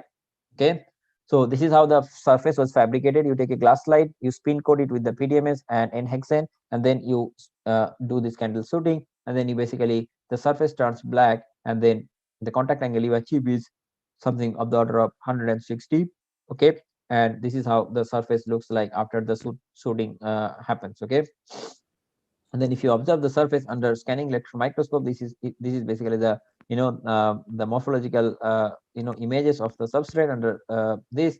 And then you can also do the the FTIR characterization for the chemical analysis of the surfaces. So the surface has contained the carbon, oxygen, and silicon, and this is basically the roughness of the substrate, which is of the order of 187 nanometer. The roughness, which is the average roughness, and this is basically the RMS roughness as well. Now the important is whether the surface you made is stable or not. So the surface after making, it was brought under tap water. So before and after, we see that the contact angle doesn't change at all. Okay. So that means the surface is quite stable. Then we put some weight, and then we drag the weight on top of the surface. Basically, we were doing some kind of a scratching test. Okay. If you do some kind of a scratching test, I don't see any change, not much of change with the scratching. So the surface still holds higher contact angle of the order of 138. Then how the surface is chemically stable? If you dispense the surface into any chemical solvent, let's say DI water, IPA, or acetone, or maybe saline or PBS, you see not much of change in the contact angle right after deeping. Okay. So now that's all about, that means it suggests that the surface is quite stable against scratching, against water splashing, and against any other chemical solvent. Now time for dispensing a drop of blood on top of the surface. If you dispense a drop of blood on top of the surface exhibits a very high contact angle against blood. That is 154 that was measured here, as you can see. Now what is interesting this? Okay, the interesting part is here. I dispensed a drop of blood on a glass surface, a PDMS surface, and a superhydrophobic surface. Okay. And this is basically, a blood droplet here. Okay. In the blood, you have RBCs present. Okay. I want to see that how long the RBCs survive on these surfaces. Okay. So that's how you basically do this. You study the cell viability. The cell viability has been studied, is called the trypan blue test. Okay. You dispense the drop, you wait for a few minutes, then you collect the sample, then you add the trypan blue, you add the trypan blue, and then you study the cell viability. So what the trypan blue basically does, trypan blue is basically a dye. If you have cells which are dead, then the dye can penetrate the cell membranes, and then the cell turns something called blue. However, if the cell is alive, then the cell membrane doesn't allow the blue dye to penetrate, and then it basically looks something like transparent. Okay, so what I basically did is 3 different surfaces at different time instants. Okay, I wanted to study that whether the superhydrophobic surface shows some kind of an improved performances or not. You can see against the HeLa cells, we have done the test against HeLa as well as blood cells. Okay, but for both the cases, you can see for the HeLa cells, what happens? The glass samples after, let's say, 70 minutes, which is basically after 1 hour, the cell viability has reduced almost zero. That means all the cells have died. Okay, you don't have any viable alive cells present after this.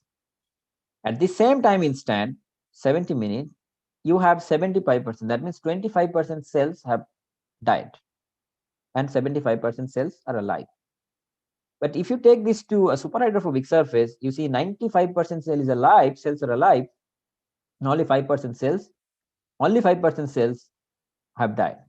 So that means, and similarly for the blood cells as well, you see after 48 minutes in a glass surface, on a glass surface, all the cells almost have died.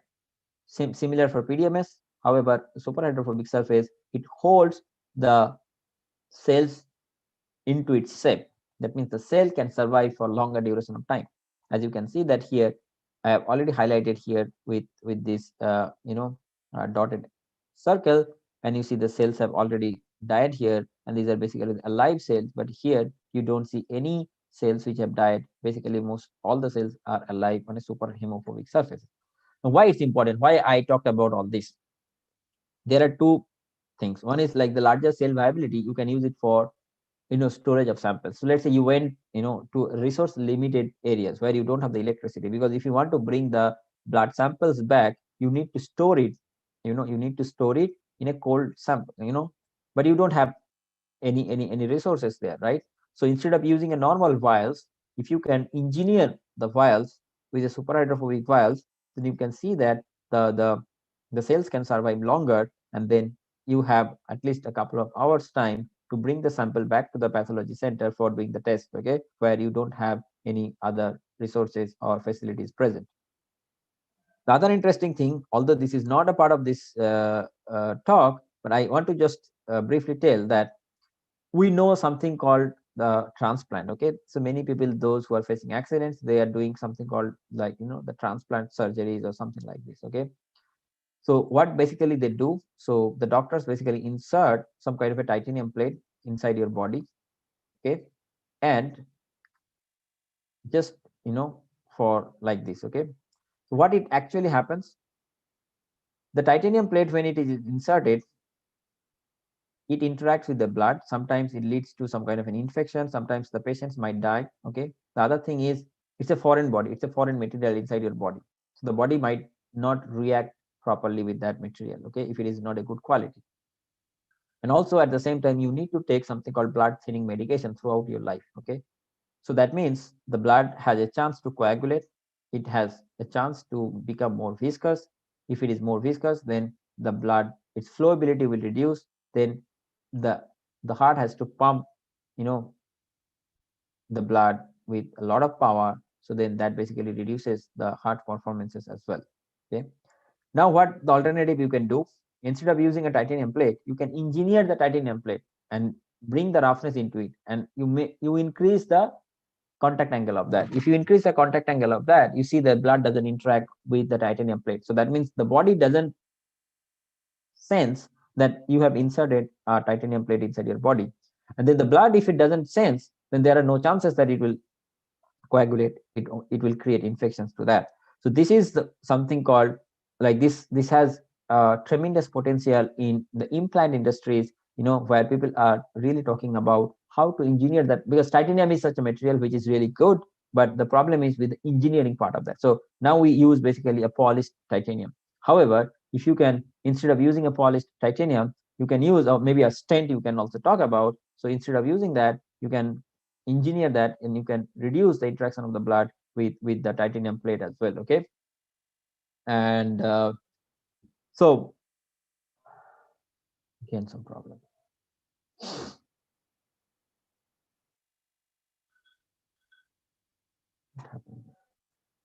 So in conclusions, I have talked about the briefs about microfluidics and its fabrication protocols, then something about the paper-based microfluidics. Then I also have given a brief overview about the lateral flow assays, then the capillary flow-based blood plasma separations, then biomarker detection using droplet evaporation, and then finally I talked about something, the superhemophobic surface. So before I conclude, it would be my absolute pleasure to acknowledge the following parties. I would like to thank, the AICT for the funding, also the ATL program in Government of India for this nice initiative. I would also like to thank Dr. Bhaskaran, Principal of C. Abdul Hakim College of Engineering and Technology. I would also like to thank Professor C. Muhammad Yusuf and Professor C. Abdul Rahman for this invitation and for organizing such a nice program. And now time for questions. So I'm ready for questions, but it's like I'll be trying to answer your questions. If I'm running out of time, then I'm also sharing my email ID, so you can always text, you can always ask me questions on this ID, and I would be ready to respond to your queries, right? So thank you very much. Thank you, Dr. Rameez, sir. Thank you for a wonderful session. Really, we hope that this session will be a base for the upcoming session. Really, sir. Yeah. So it's time. It's a time for the participants to interact with our So eminent speaker. So it's time for the participants to interact either in the chat box or it can be in the live audio. Yeah.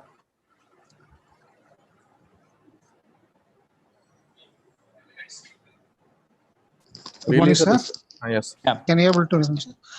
Sir, when you were telling about this cost effectiveness of this lab on chip equipments, suppose in a hospital or in my home self care, how much of equipments I can have with me or in the hospitals, and whether the existing persons, existing industries, market people will allow to use this lab on chip equipments because of the cost. See, I mean, the cost is basically, imagine, lab on chip devices is not only for individual uses, right? So hospitals also can use that, okay? So there are some technologies, okay, which, I mean, you have to understand, like all lab on chip devices are not as easy as like pregnancy kit strips, okay? So there are some complicated lab on chip devices as well, and for that you need a lot of peripheral things. Basically, it's not lab on a chip; it's something called organ on a chip. So basically, you want to study a particular organ. So now you have complicated organ on chip devices. So now the question is, what sort of test you really do need? But I can tell you from some experiences that there are some lab on chip devices where you need to do some kind of a constant monitoring. So let's say a patient who is inside an ICU, okay? So then what happens? He undergoes something called sepsis, okay? So that means it's kind of a severe infection inside your body, okay? And then you need to monitor some parameters inside your body or inside the blood. So now the current technology says that you have to collect the sample, you have to send it to the pathology, and then they will send you the report in 24 hours. But the patient is inside ICU, you cannot take any risk, okay? And then you basically need some kind of a continuous monitoring. And then with the conventional techniques, there is no such technologies available to do that. So microfluidics can play a role like this. So there are technologies available where inside the hospital you have microfluidic chips available, and you can continuously monitor the blood parameters of that particular infected person. So it basically depends on what sort of technologies you are looking for, and how complicated it is, and then how costly also you can afford, because it depends on like person to person as well, I would say. Yeah. There is another question from our participant Sahana Sara. You can also place your question. Yeah, sure.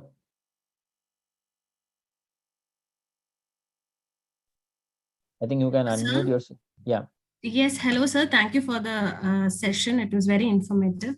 I just have this doubt that in case of droplet evaporation, let's say I am trying to find a predictor for a disease, and I'm using this droplet evaporation to find whether there is any pattern. So once the blood clots and then there is a pattern, you were also telling that we can dilute with PBS and then also there is a pattern difference. So will that pattern difference is also a predictor for a disease, or is it only the only when the blood is evaporating, that crack pattern is the predictor? See, evaporation is for all the cases I have shown here, but the point is, like, in the people have only talked about the whole blood. Okay, so the whole blood consists a lot of RBCs, basically the hematocrit. Okay, basically if you take blood samples today and go to the hospital, they will say that, okay, you have a hematocrit something of the order of 42 to 44. I think it depends on the gender as well. So I think probably I think it basically varies something around 42 to 44, 45, 46, and also your physiological conditions as well. So today I might have 42, tomorrow I might have 43, tomorrow day after tomorrow I might have 44 as well. So something of the order of like that. But if you have something like the anemia, okay, so for the anemia, you have lesser amount of RBCs present, right? So basically then your hematocrit percentage reduces, right? So to mimic that, or to something to mimic that conditions, what I basically did is we diluted the samples, okay, and then after dilution we again need to dry it, right? So we need to dry it and we need to see how the pattern looks like. So it's basically kind of, you can say, the effect of hematocrit, on the drying patterns, okay. So but I would say that it's there, I mean, it's a very complicated phenomena. So there are many factors, okay. So the factor I can tell you, one is basically the substrate. So you cannot change the substrate if you want to study like this. So you basically use the same substrate. Then the other thing is the condition. So basically if you change the relative humidity part of that, so then you have different patterns from a same blood sample. So if you take the same blood sample and then you change the relative humidity, you have different patterns like this. So you keep the relative humidity constant, okay. So then what you basically can change that, then you can change only the samples, okay. Basically take the healthy samples, basically take diluted samples, basically take disease samples. So one interesting thing could be, like, you can also take the dengue samples and do that, okay. I'm sure that you might see something called different pattern. So and then basically if you have a different pattern, then you can have some kind of an image processing code or maybe an app inside your mobile, and then you can just image it, and then your mobile can do some correlations with the existing stored images, and then from there you can always predict, okay, whether it's a positive or it's negative, something like that. Yeah. Okay. Thank you, sir. Yeah, thank you very much. I think there is another query from our participants, Muhammad Hashim. Sir, Sure. Go ahead. You can place your query, sir. Assalamu alaikum. This is Muhammad Hashim. Doctor, that was a nice session, very informative one. And my question is, what will be the accuracy difference between a conventional lab testing and this point of care testing kits? Yeah, of course. I mean, there must be, differences in accuracy. So point of care devices are basically, let's say, I mean, I personally see this way. I mean, of course, there are, that's why you say, let's say, for example, for the COVID test, okay, if you do the rapid antigen test, okay, so rapid antigen test sometimes can be false positive, sometimes can be false negative, and if you only rely on the rapid antigen test, so then you are not foolproof. So that's why people say that, okay, you do the rapid antigen test, okay, if you are positive, then you go and get tested with RT-PCR, okay. But let's say you are living in a city where it's undergoing a massive wave, okay, and then if everyone goes to the hospital, then there will be huge chaos, okay. Then if there is a huge chaos, then and they don't have enough resources, they don't have enough trained personnel, so then they cannot organize it properly. So the idea is, if you do the preliminary test using the rapid point of care testing devices, and then you see that, okay, you are positive, then to confirm that, you better go for the RT-PCR. If you are negative, then you really don't need to worry about that. You can stay at home and then allow others to go and get tested. It's similarly, let's say during the dengue, okay, I know, I think the city from where I belong, I think dengue is basically a seasonal disease, by mosquitoes. So, and then you have plenty of people who are getting affected with the dengue. And if everyone is going for the test, then hospital cannot do that because they have their own capacity. But the good thing should be if you can do the preliminary test at home, and if you see there are chances that it might be positive, then only you go and get tested with the conventional testing protocols.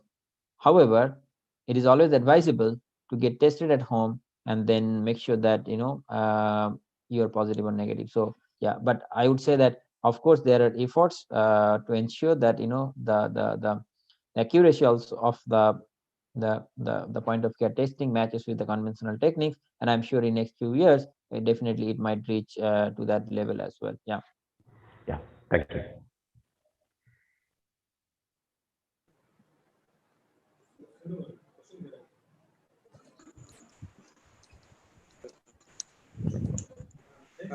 Thank you very much, Dr. Rameez. This is Yusuf. Yeah, sure. Yeah, your presentation was quite informative and quite useful, really interesting. Yeah. I just have one question, like point of care and microfluidics lab on chip has been running from the last 2 decades. I hope so. But still, like I see that the evolution in the practical cases of lab on chip is quite minimal compared to the thousands and millions of research articles. Yeah. Compared to that, the outcome at the end user or the consumer user, it's quite less. Yeah. So can you give some Yeah, I highlight on think you this? have What asked do a you very think? interesting question. I think you have asked a very interesting questions, and I have absolutely. I mean, I have a very limited idea about that because I remember. I mean, couple of years ago, I was attending one talk from someone who was the chief technology officer. It's called Microfluidic chip shop that I have shown some chips from their. Yeah. So the person is basically from Germany, and so what he basically told the same. He told that we have like plenty of research papers coming out. We have Yeah. labs working on microfluidics, and every day they are developing some new technologies. But when it comes to the bringing the technology from the lab to the market, there is always a lag. Okay, so there could be a few things you can always attribute to this.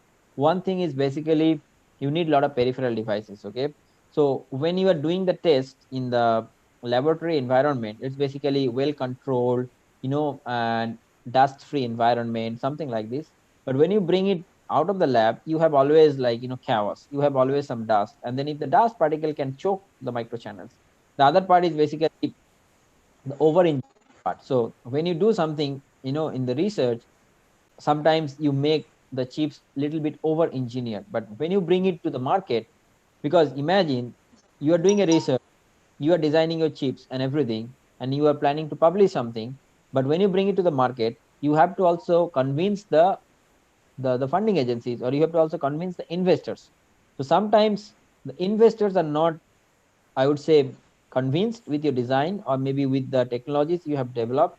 So because they know how the market is playing, because of course it's a business. So they know that.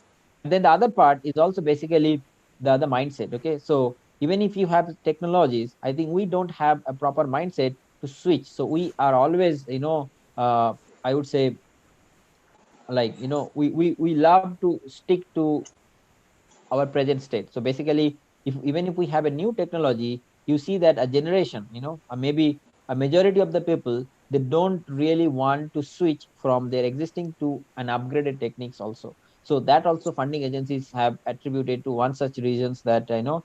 And there may be plenty of other reasons as well, but these are the few things I can remember from the last talk I had. I listened a couple of years ago, but I think it's a very, very interesting questions, and we only need to address those shortcomings in the near future, so that we have more and more technologies in the market than only coming through the research papers. Yeah. Thank you very much, Doctor. Yeah.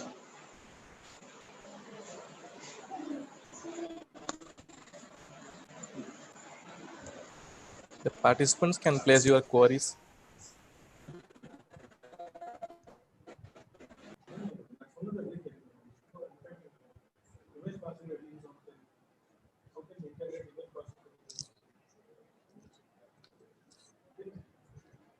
There is another query from our participant, Sindhu ma'am. You can place your queries.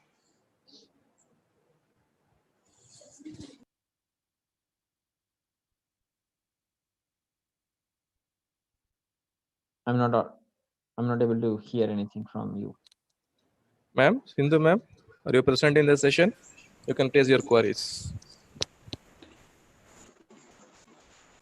Sir, good afternoon, sir. Yes, ma'am. So this is Sindhu from ET department, sir. Yeah. So I have a question.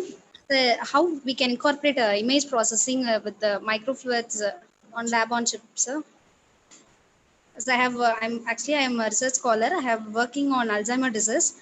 So how I can incorporate with the lab on chips concept? So can you kindly give some suggestions, sir? I mean, what do you mean? Like what image processing you want to incorporate? So I'm working in Alzheimer disease identification, sir. Okay.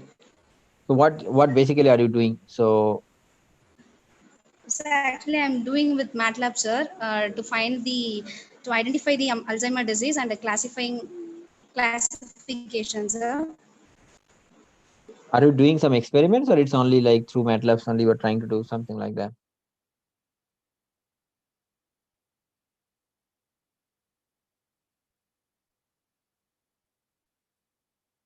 I'm not able, I think we have lost you, lost the connections.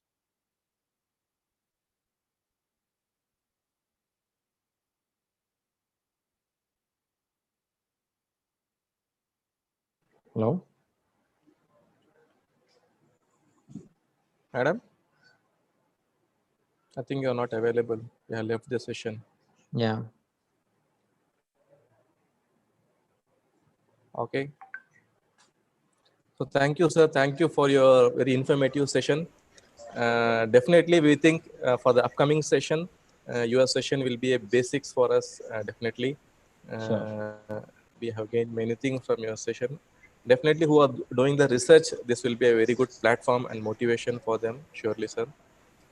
Thank you, sir. Thank you for a wonderful delivery. And I hope this will be a breakfast session. It's time for your breakfast, I think. Here we are waiting for the lunch session. Thank you for joining us in the very early, sir, Right. early morning. All right. So yeah, so I wish you all the very best, and also wish all the best for the rest of the program as well. Yeah. Thank you very much, doctor. Okay. Thank you a lot. Right. So yeah, thank you very much.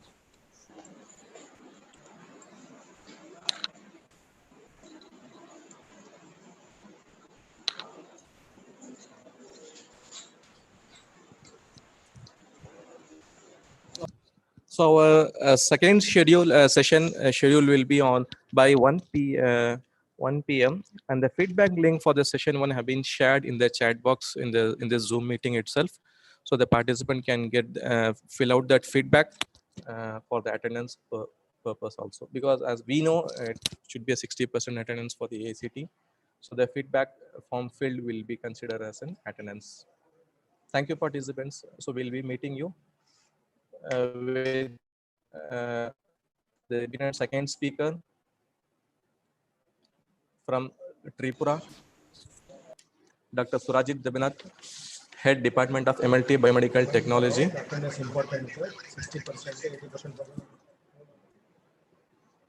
So we'll meet you by 1 p.m. So before that, I request the participants, the second session speaker, Dr. Surajit Debinath sir, have requested the participants to install a software as well as a code in your system. So very soon, yesterday, I think I have shared you in your personal email ID, and also I will share that link in the WhatsApp also.